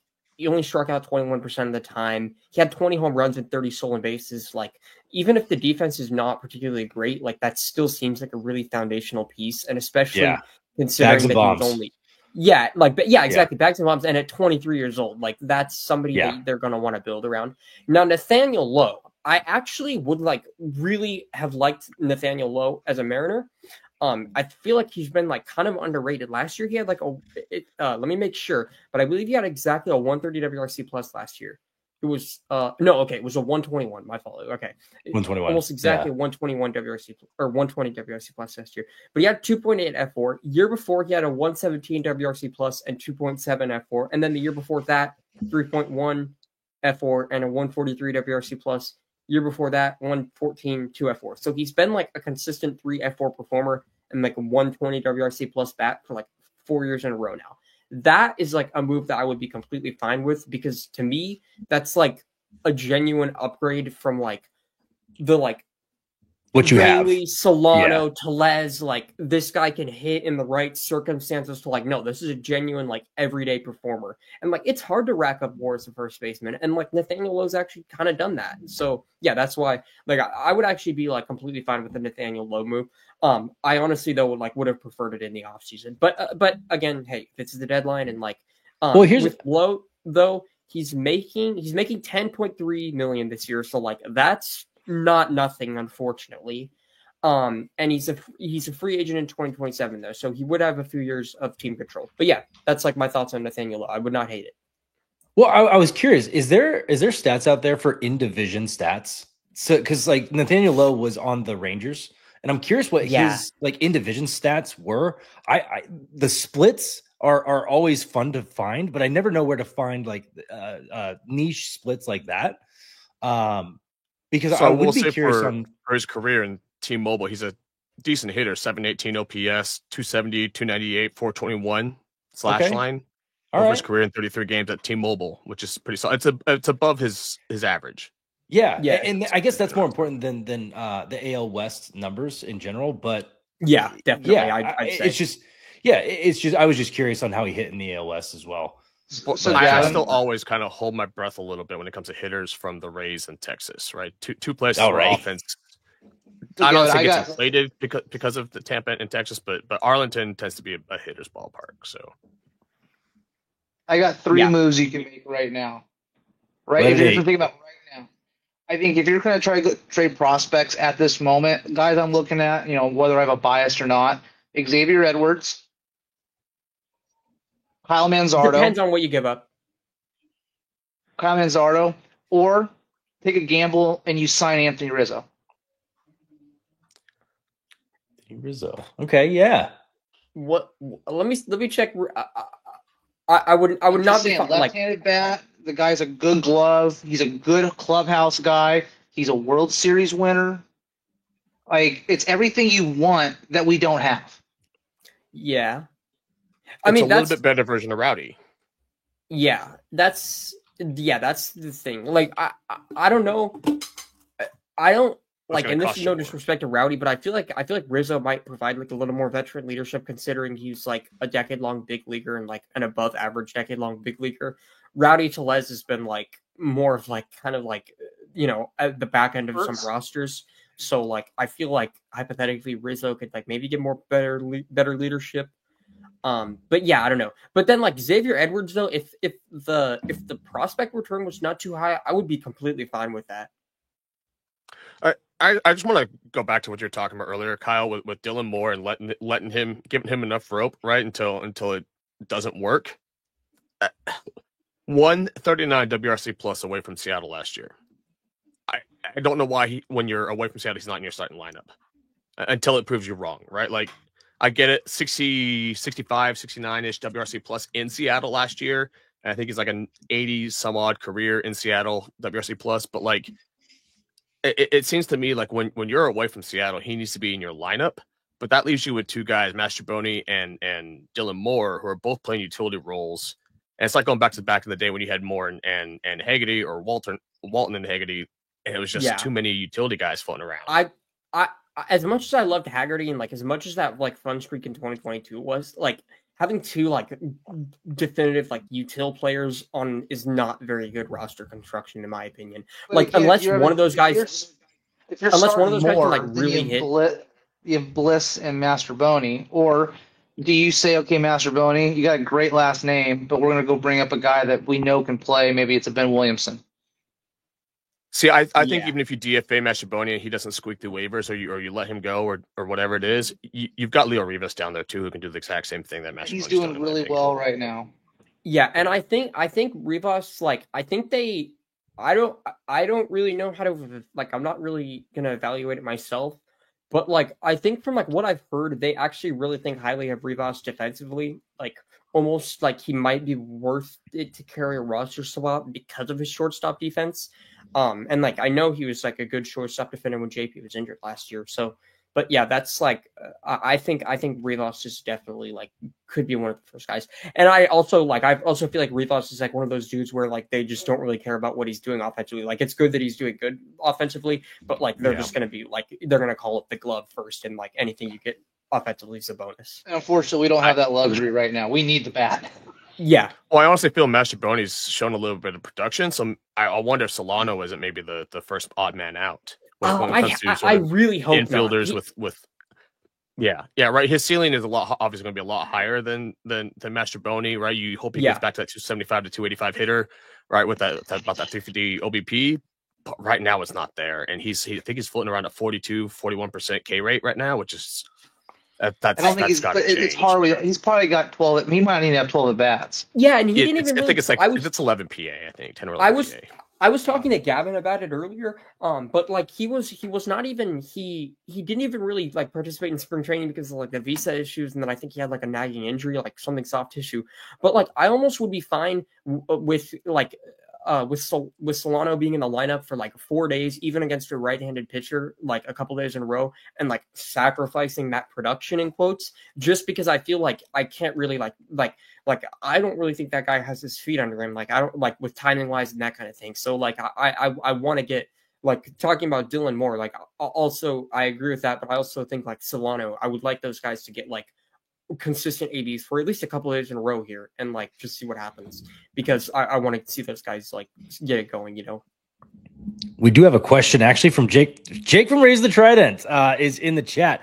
What's Ty's chess ELA rating? ELO. Yeah, I haven't participated in an actual tournament since like middle school, but Ty's a big chess guy though. I want to say my last, I think, online blitz rating was like a 1350. My classic rating, called classical rating, online rating is around like 1210, and on Elite Chess around 1300. So not very high, I am very bad at chess. I am very, very bad. You can guess who's will probably be able to beat me. Had to throw that in there. And sorry, my internet is just kind of going in and out. I'm trying to find a good connection and jump back in. Hopefully, I want to point something out though from this game, really quickly. Is I thought it was interesting how the San Francisco was attacking Julio. They were throwing him fastballs up and away and breaking stuff in, which is the exact opposite. So I thought it was like sort of like a head game they're trying to play with him, where they're like he's out there expecting they're going to try to throw me away or soft stuff away and bust me inside of the fastball. So if he's thinking that, then we need to do the opposite. And it didn't work. He made the adjustments. He made the in-game adjustment and smashed that fastball that was up, right? I thought that was good. So, I thought that trends really well for Julio. It's showing that he's making not just in-season adjustments now, but he's making in-at-bat adjustments, right? And it's not just in-game. It's in the middle of his at-bat, he made the adjustment. Same with Cal. Cal got that nasty slider in on his hands earlier today. And then he made that in at bat adjustment, and that's where we saw that 13 pitch at bat, where I think Verlander threw him like three more sliders trying to sneak under his hands, and he just fouled all three of them off. I was like, you can't throw that junk at me. Yeah. You know? So from a hitting standpoint, I think that reflects well on both Gar and Seitzer in their approaches, right? Both were able to make in-game adjustments and actually have positive results from that. Well, can I say something about that Julio, like about reacting to pitches and like making adjustments in game and then like in at bat? This is actually like something that's like literally been on my mind for like so long, and like every time he struggles, I think about it. But Eric Longenhagen, who's like the head Fangraphs like prospect writer, he wrote about Julio, and like in one of his first assessments, in like 2019, he talked about how Julio like seemingly had the ability to react to pitches mid-flight, and like how rare that is for like a hitter. And like that's just something that's like always stuck with me about Julio. And like if he really does have the ability to react to pitches mid-flight, and like we've seen it before, like I think about that pitch where he went 30-30 off that, like it was like when he hit the home run to go 30-30 off of the Angels, whoever it was, like it was like a 96 mile an hour sinker that like went below the zone, and like his, like you can watch his bat path like reacts to it mid-flight. He goes like below the zone and hits it out. And like there's times where like Julio looks right, and like you said, he's not just reacting to pitches like from game to game or from at bat to bat, pitch to pitch. He's reacting to pitches like mid-flight, and like that's like something where like that's like the truly like special twitch and like athleticism that like Julio and like Bobby Witt Jr. and like Fernando Tatis Jr. and like really, really special names in MLB and like some of the highest potential guys. And like that's almost why I get like, I don't even want to say like defensive, but I just kind of like get upset when people like, you know, hate on or like get frustrated with Julio. Because I'm like respectfully, do you understand like this caliber of like player and like the things that he can do? And like I understand there's like we wish it was more consistent, but like when you're talking like this is like special like twitch and athleticism, like this is something that like scouts identify and are like, oh my god, this is special from like the time he's in like the lowest rung of the minors, and like that's something that they've seen before. And I think that's like important context, but it also like makes what he's doing more like even more impressive. And yeah, it's like, and like when he is doing what he's like doing today, I think he is like at points reacting to pitches mid-flight, and like that's when he's really, really on. Well, another part of that too is I noticed that like those elite players that have that twitch skill or that instant reaction skill.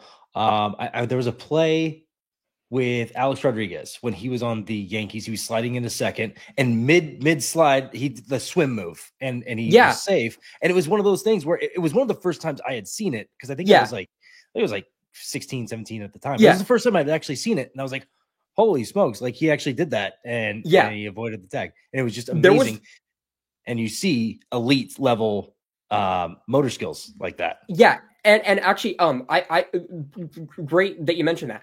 I remember being like 9 years old and like seeing like a video of Mike Trout doing that, and like it was at Fenway Park, and like he steals third and like literally like lifts his left arm and like puts his right arm in, and then like and they call him out, and then like he immediately pops up in the visitor's dugout, third baseline, and like immediately points like Sosha and was like, I'm safe. And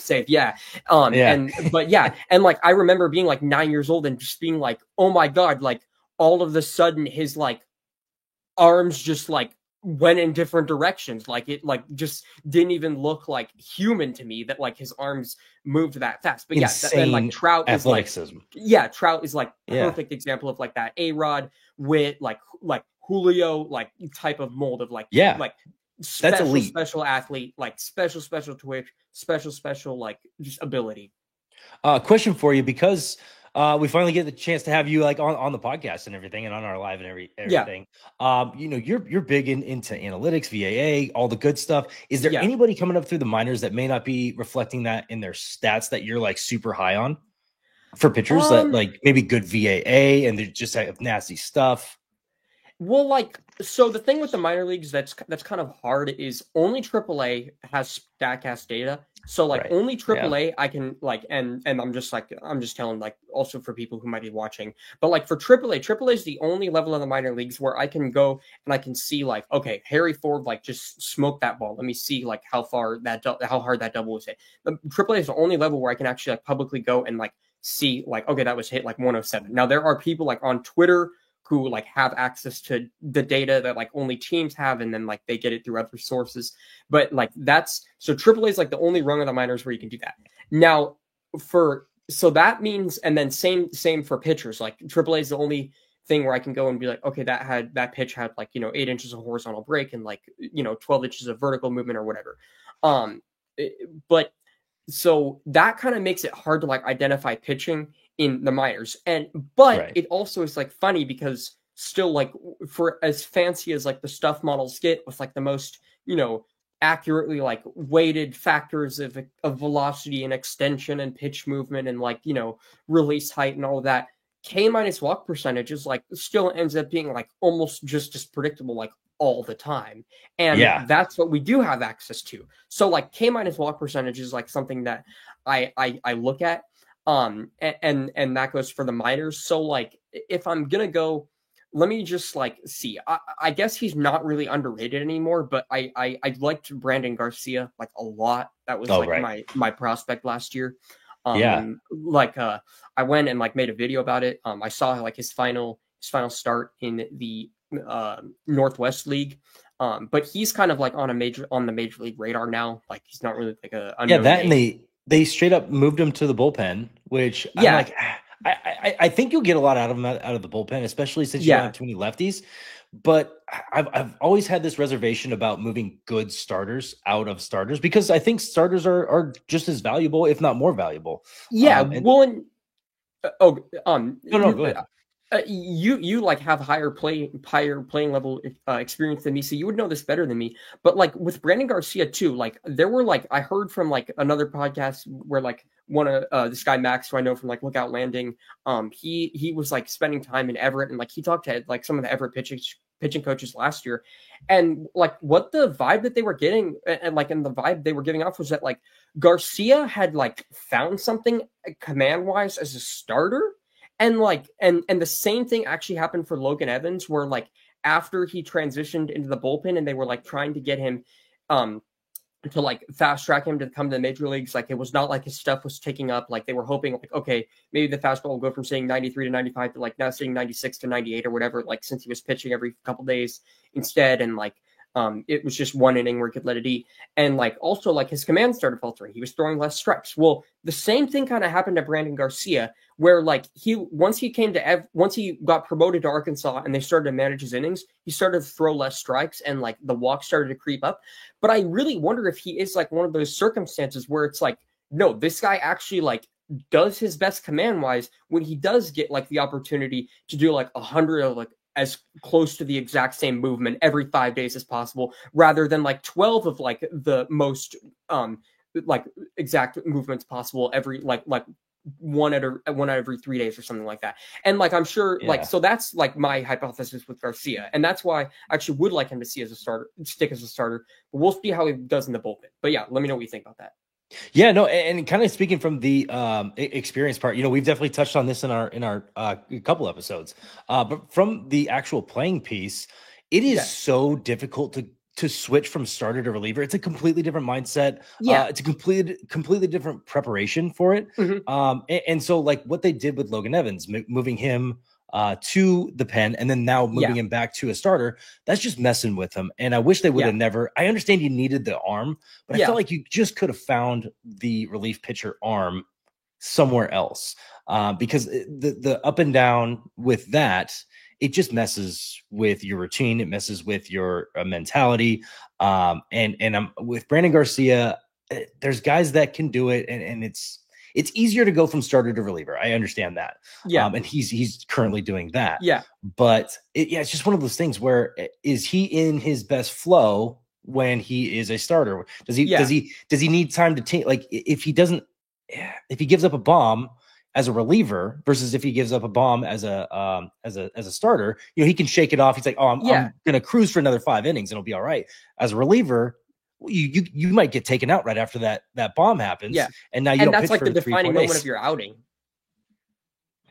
That can be like the defining moment of your outing. But yeah, so and that was like the thing too. Like the command started to like kind of dial up.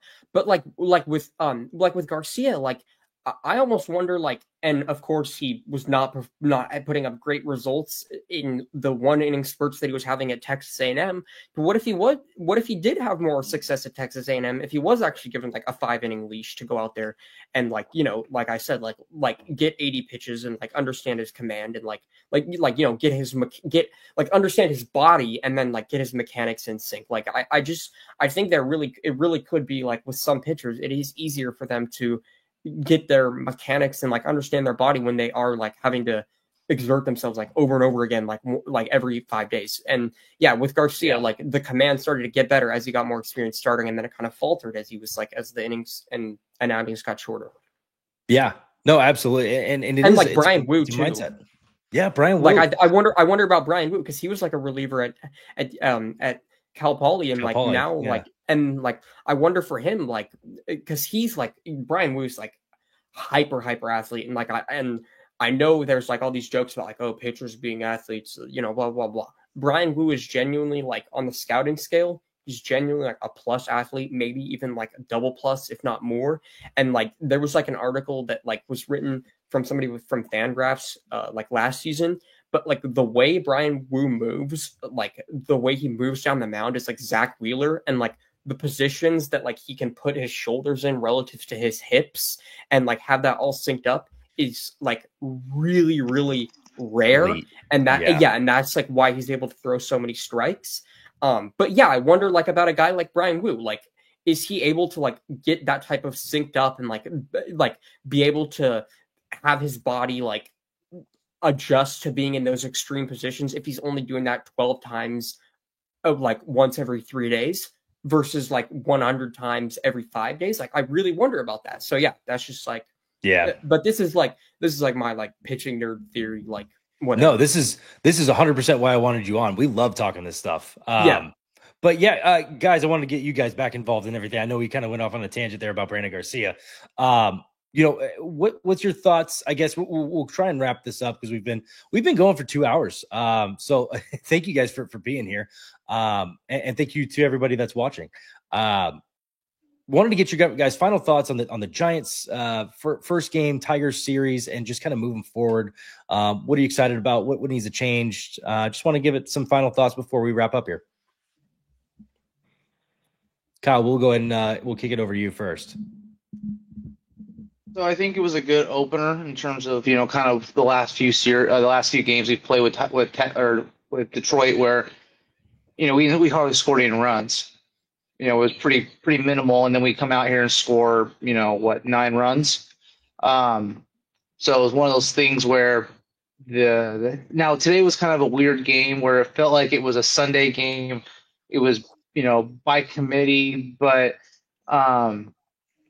so that was kind of an odd feel, but I felt like, but our hitters, however, though, that wasn't the case. We were facing a legit starter and, their relievers, and we had a lot of guys perform.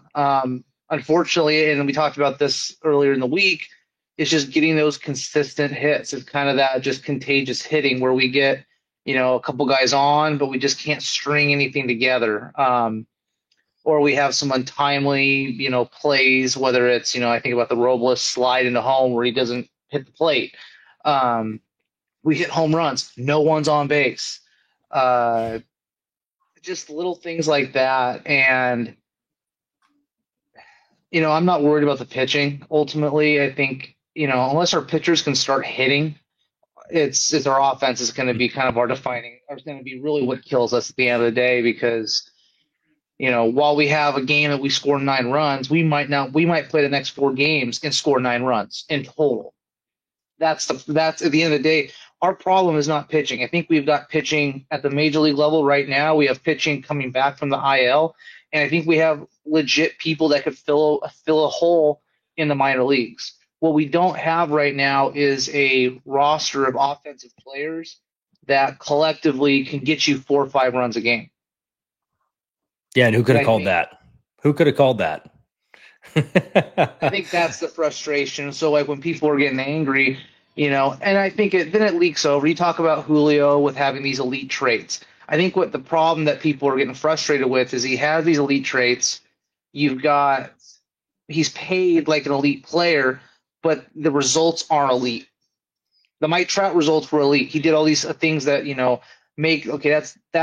has that kind of in motion movement, kind of the sixth sense, if you may, but he can finish the job, and it's a positive result. Where Julio, you can see what he's doing, but it's still not a positive result. So it's now again, I think we're still waiting for it to click, and I think it's the impatience, right? Especially because you paid him already. Like, you already paid the guy a boatload of money. He's here, and so it's like, hey, we paid you this money. We kind of need to see it now. So, I mean, just kind of overall, I think our pitching's fine. Again, it's hard to pitch when you might only get 1 or 2 runs a game. That is hard as a pitcher. You see a lot of these other pitchers that you can tell that they're just kind of letting it go because, hey, I give up a home run here, I'm still up 3. I'll even give up another home run, I'm still up 2. Now I'll get back into my thing if that happens. Our pitchers, I feel like from the first pitch, are pitching. They're high leverage from pitch 1. I think that's the problem. I think you nailed it on the head by saying, like, when our starters get in the game, it's like a high leverage situation. Like especially at T-Mobile Park, like when top of the first, like from that moment, like they step on the mound, it's high leverage, unfortunately. And like until we put 4 runs on the board, whenever that, like, in the rare occurrence that happens. But yeah. I have one more thing to ask everybody, but I'll wait for everyone to finish here. But I want to ask one thing before we end. Okay, we'll make sure to wrap back around. Ty, what was your just kind of final thoughts wrapping up Giant series moving forward? I guess taking a look at the short term past. Even though we got the L today, today's game still gives me a lot of optimism looking forward. Robbie Ray doesn't scare me. That fastball profile is very flat. He's throwing 65% fastball right now. He does have that slider that moves up a ton, but I think that he's been inducing a lot of hits so far, a lot of balls in play. I think that he's going to be hittable. Yeah. Don't say too many bad things, or he's going to no-hit us. Don't say too many bad things about him. We're going to look at a no-hitter tomorrow. Yeah. Knock on wood. Yeah. Knock on wood. Yeah. And then what I want to see out of the following. What I saw out of this game was scrappiness out of the Mariners, right? Like, a lot of guys putting the ball in play, not a lot of strikeouts. There were some, but it wasn't as high as you would expect. And when you got a guy like Jordan Hicks on the mound 2 days from now, I think you want that same sort of lineup in play, right? Where he's going to be a ground ball pitcher. He's not going to get necessarily always going to get you a lot of strikeouts, but he does induce a lot of ground balls, that splitter sinker profile. So if you're one out there with maybe a Bliss and Dylan Moore sort of bottom of the lineup, right, rather than throwing maybe Polo or Mastrobuoni out there or Tellez, I think maybe that gives you a little bit slightly edge just because you're a little bit scrappier and maybe putting a few more balls in play. So I even though you took the L today, I still look back at the next couple of days with a little bit of optimism, given what I did see today. So yeah, and then Brendan, what's your final thoughts? Well, like, honestly, I just like today was just like I actually like today was just like a great baseball day, other than like the Mariners result, like in like the 3 Castillo Pebble innings. Like I like Miners starting. I'm really happy about that. Like, happy to be a part of this. Like, it was like, honestly, it was like a beautiful game. Like, the scenery, and like it was just like one of those games where like I am so happy that baseball season's back. Like even like a month ago, like this is the day I like live for. So like I am like watching that was just like such a thrill. And also like I actually like it.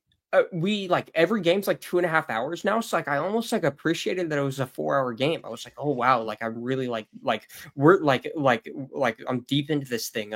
But like the one thing, like, this is the actual like main takeaway though. One thing I will say though is like basically, as even from the point we were like down 3-1, I was reasonably confident that we would be able to come back, and it was like only and that feeling like only continued throughout the whole game. Like at any point where we went down or like game tied, I was actually really confident that we were going to be able to score a run, and like that's something that like is that something that you guys also felt? And that's like the only time that I felt that this like the first time I felt that the entire season. Yeah, I felt that too. The momentum was just kind of there, and it was just a great baseball day. Understandably, it was a loss, but man, that was just a great game to watch. And it just made you fall in love with baseball kind of all over again today. Even though it wasn't a pitcher's, it was not a pitcher's duel by any standard. I guess it was a pitcher's duel at the end there. Yeah. But it was just a fun game to watch. Understandably, we lost, and it is one of those games that you hope you wish you can get that one back at the end of the year. But I think those are the types of games as fans that you really lock in and you want to see. Versus the 2-1 games. We love the 2-1 games because we know our pitchers are doing awesome, but we don't get these games too often. We don't get a 10-9. We don't get a 10-9 game. So I agree 100%. Yeah, Kyle, like, you had, or go ahead. No, yeah, go. Like there were still like so many moments that like even on the pitching side that like fired me up. Like I'm like, okay, like I'm like a Trent Thornton defender. Like I'm in like a few group chats, and like it's just like, okay, it's tough sledding, like being a Trent Thornton defender. Like he is like so good in low leverage, and like the stuff is like absurd. He's got like 7 pitches and like they all grade out well. And like, but he's just does not do well in high leverage, and like Divish literally calls him bad luck Chuck, which I think is like hilarious. But like it's just like everything that can go wrong in like a Trent Thornton high leverage outing does go wrong usually, and that didn't happen today, and like that means something to me. And like Gabe Spire like pumping 97 and like looking like he's back, that means something to me. That was awesome. Julio going 30 out of 30 opposite field home run, like one of the furthest home runs hit like towards right center by a right-handed hitter in like the history of Oracle Park. Yeah, I'll take that. That's like that's a pretty cool day. That was electric. And yeah, I gotta at least address Trent Thornton because we were talking about him too. We loved him in like 6th innings. He was an innings eater. He's perfect. I love him. I want him on this team. It's just, it sucks because when like guys like Troy Taylor, Santos, Brash were all out, you had to you didn't have another guy that had experience that you would trust. And he was forced to be in those positions. So when we get those guys back, he's going to be the perfect innings eater. He's going to be that perfect middle relief, non-leverage guy. The 6th and 7th innings when it's still just kind of a cruising ball game.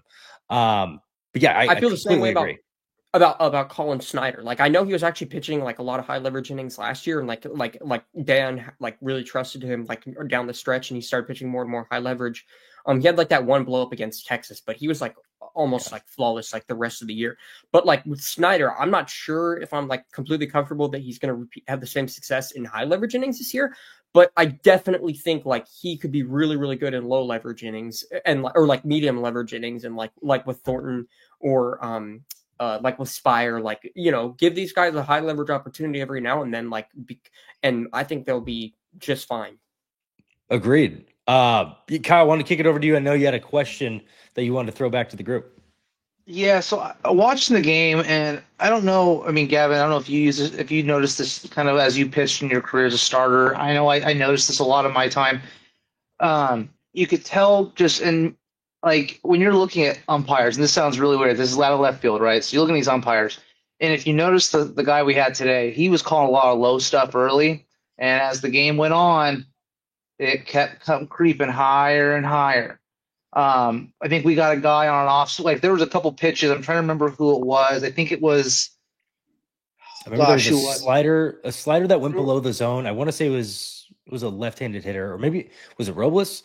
And they got called for strike 3. I do remember there was a low slider that ended up going against the Mariners. And I think we were pitching when we finally got the K. I think it was Vargas actually.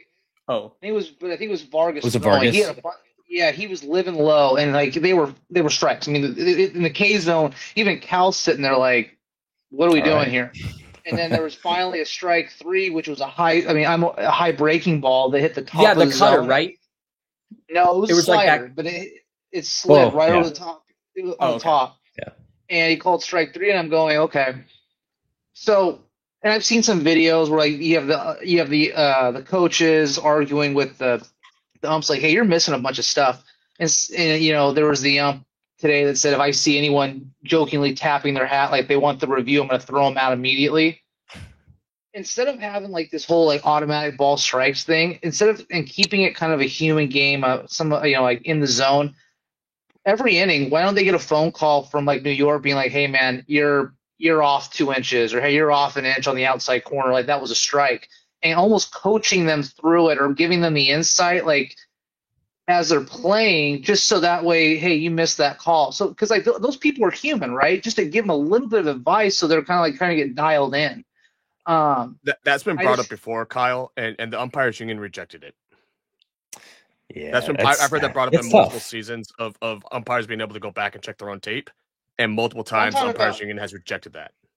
I'm saying not check your own tape, just a phone call. Like, hey, you had a couple pitches that were on the inside corner. One of them was just off. You called a strike. Still kind of falls under They the. don't want checks on them at all. They don't want Well, anyone. I guess. But here's the flip side of it. If you don't want to do it, that's fine. We're gonna have we're gonna completely get rid of your union, and we're gonna have automatic robots doing it. So please, get in line or do this. I mean, I think the human element for an umpire still needs to exist, but I feel like you help them out a little bit. Like kind of feed within there. But as a pitcher, like you can tell where like you get an ump that's getting a little tired in the legs.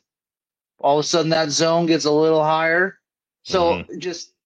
Do you think that should be a strategy that teams use, going like, hey, we can tell this guy's a little hefty on the around the waist. Those strikes that were down low early, just realize that's going to get a little bit higher throughout the game. So let's start attacking the top of the zone as a pitcher. Yeah, and Brendan, I knew you had something that you wanted to touch on in there. Yeah. Oh, it was just like I know that some like it was I think it was. Kyle Wright, Braves? Kyle Wright, who's like, Braves he was like Braves left-hander, and I think he got traded to the White Sox. He did like a Reddit AMA, and it was like anonymous, but then people found out that it was him. And he was saying that like most teams have like some like models where like also they like determine where like umpires like blind spots are and like where they call a strike. Oh wow, and they don't call a strike. Yeah, that's pretty cool. And like what their tendencies are. So yeah, no, that's pretty cool. I think about Chris Young. This is the main thing I was going to say though. Like the NBA has like the 2 minute like last 2 minute thing where like I believe they like send a memo out to like the referees involved, but then they also like publicly say like this was the correct call, this was not the correct call, like this should have been this, like this ball actually did go out on this, and like it's like a public thing, like every like the morning after most NBA games. Public like, shaming. Yeah, but it's like just for like complete transparency's sake, and like I wouldn't hate that from MLB, like saying like this pitch missed the strike zone by 4.2 inches, and then like sending like a informative graphic or whatever, and like message that opens to the umpire to go along with it. That opens another can of worms, because I know Ty and I have definitely had this conversation about like Angel Hernandez is probably the most fan-hated umpire. But I've heard outside he's like, one of the nicest guys. If these guys could have some form of like a press conference to like, hey, hey, I messed up, like showing humility, like when Jimmy Joyce, the umpire for Jim Andres Joyce, Galarraga, the next day he came over. He was crying as he was talking to Andres Galarraga. He showed a lot of humility, and people loved him for that. These umpires are actual people. If you got to know them a little bit, you could kind of connect with them a little bit more, and you can give them some grace. But if the ABS is going to come in the next CBA, and if that's where we're headed, it doesn't matter anymore. I mean, that's where something interesting on the home plate umpire today, Sean Barber. I don't know how he gets opening day for San Fran. The dude is a well below average umpire when I'm looking at a scorecard. Like it is. I don't know why he's behind home plate for a home opener. My take though was that he was not even that bad during the first innings. Like there was like some calls that were like those bad. Don't matter. It's the end of the game. No, but he's bottom 10 percentile of his class. Like, in most everything. over the last 2 or That's 3 bad. years. Like you should not be getting opening day at anyone's home opener. But Yeah. But there was what Gavin said was right. They are human. They are people, and that's for in between innings, a quick chat, like just a quick, hey man, you were spot on that inning. Keep it up. Or hey, you were probably a ball off. You were a ball off last inning. Hey, just bring it back in a little bit. Like, dude, you're not trying give him the pitch calm. Shaming. Give him the pitch calm and just have him, have it shut out 15 seconds, just like it does for pitchers. That'd be kind of funny. Oh, we got another Donahue situation. But yeah, I mean, give him the pitch calm and then have it like shut off 15 seconds before the inning starts, and just so like, hey, yeah. But you're right. If it's already been shut down by the MLB umpires union, that one, first of all, it surprises me. But second of all, like, why wouldn't you want to like get better and critique yourself? I understand that's a human element, but everybody can see the game. Everybody can see the box now. They put it on pretty much every broadcast. They're going to judge you for it. Might as well, try and get a little better. And it might help the scrutiny because they're hearing it. We're trying to fix the game a little bit. Because I think having a robot back there is worthless. Having a human back there, the element is huge. Yeah. But yeah. Anyways, we'll go ahead and wrap this up. Brendan, thank you so much for joining. If anybody out there is watching, please give him a follow and subscribe to his YouTube channel and everything. He does a phenomenal job with the analytics. And I know next week, or at least one of these weeks, I'm really big into college baseball. I've got a ton of prospects that I have on my list that I can go. I have rounds 1 through 5, and then I also have rounds like 5 through 10, and then 10 through 15, and then just some oddball guys that I wanted to definitely would discuss with you because I know that's up your alley as well. Yeah, wait, do you have like a board going? I do. Yeah, I can send it over to you. Wow, okay. Yeah, I can send it over to you. Okay, yeah, even if it's like on Google Docs, like I'd love to check. Yeah, it's Google Docs. I've just been adding in season. I have in season ads, preseason, and then like I have my sophomore my sophomore list of eligible 2026 players that I'm like really excited about. But I'll shoot that over to you, and we could definitely discuss that. And but yeah, thank you to everybody for listening, and thank you for having me on. Of course, man. Yeah, every Friday night we'll be doing this to next week it'll be actually after a game. So we'll actually be able to like digest the game like right afterwards and everything. But every Friday night, jump on for as long or as little as you want, and we'll just talk Mariners baseball. Yeah, thank you. Have a good afternoon or good evening, and have a great weekend. It's afternoon, and we had Mariners Down Under here. It's afternoon over there, so we'll keep yeah. All right, bye guys. All right, take it easy. Go ahead and end the stream here.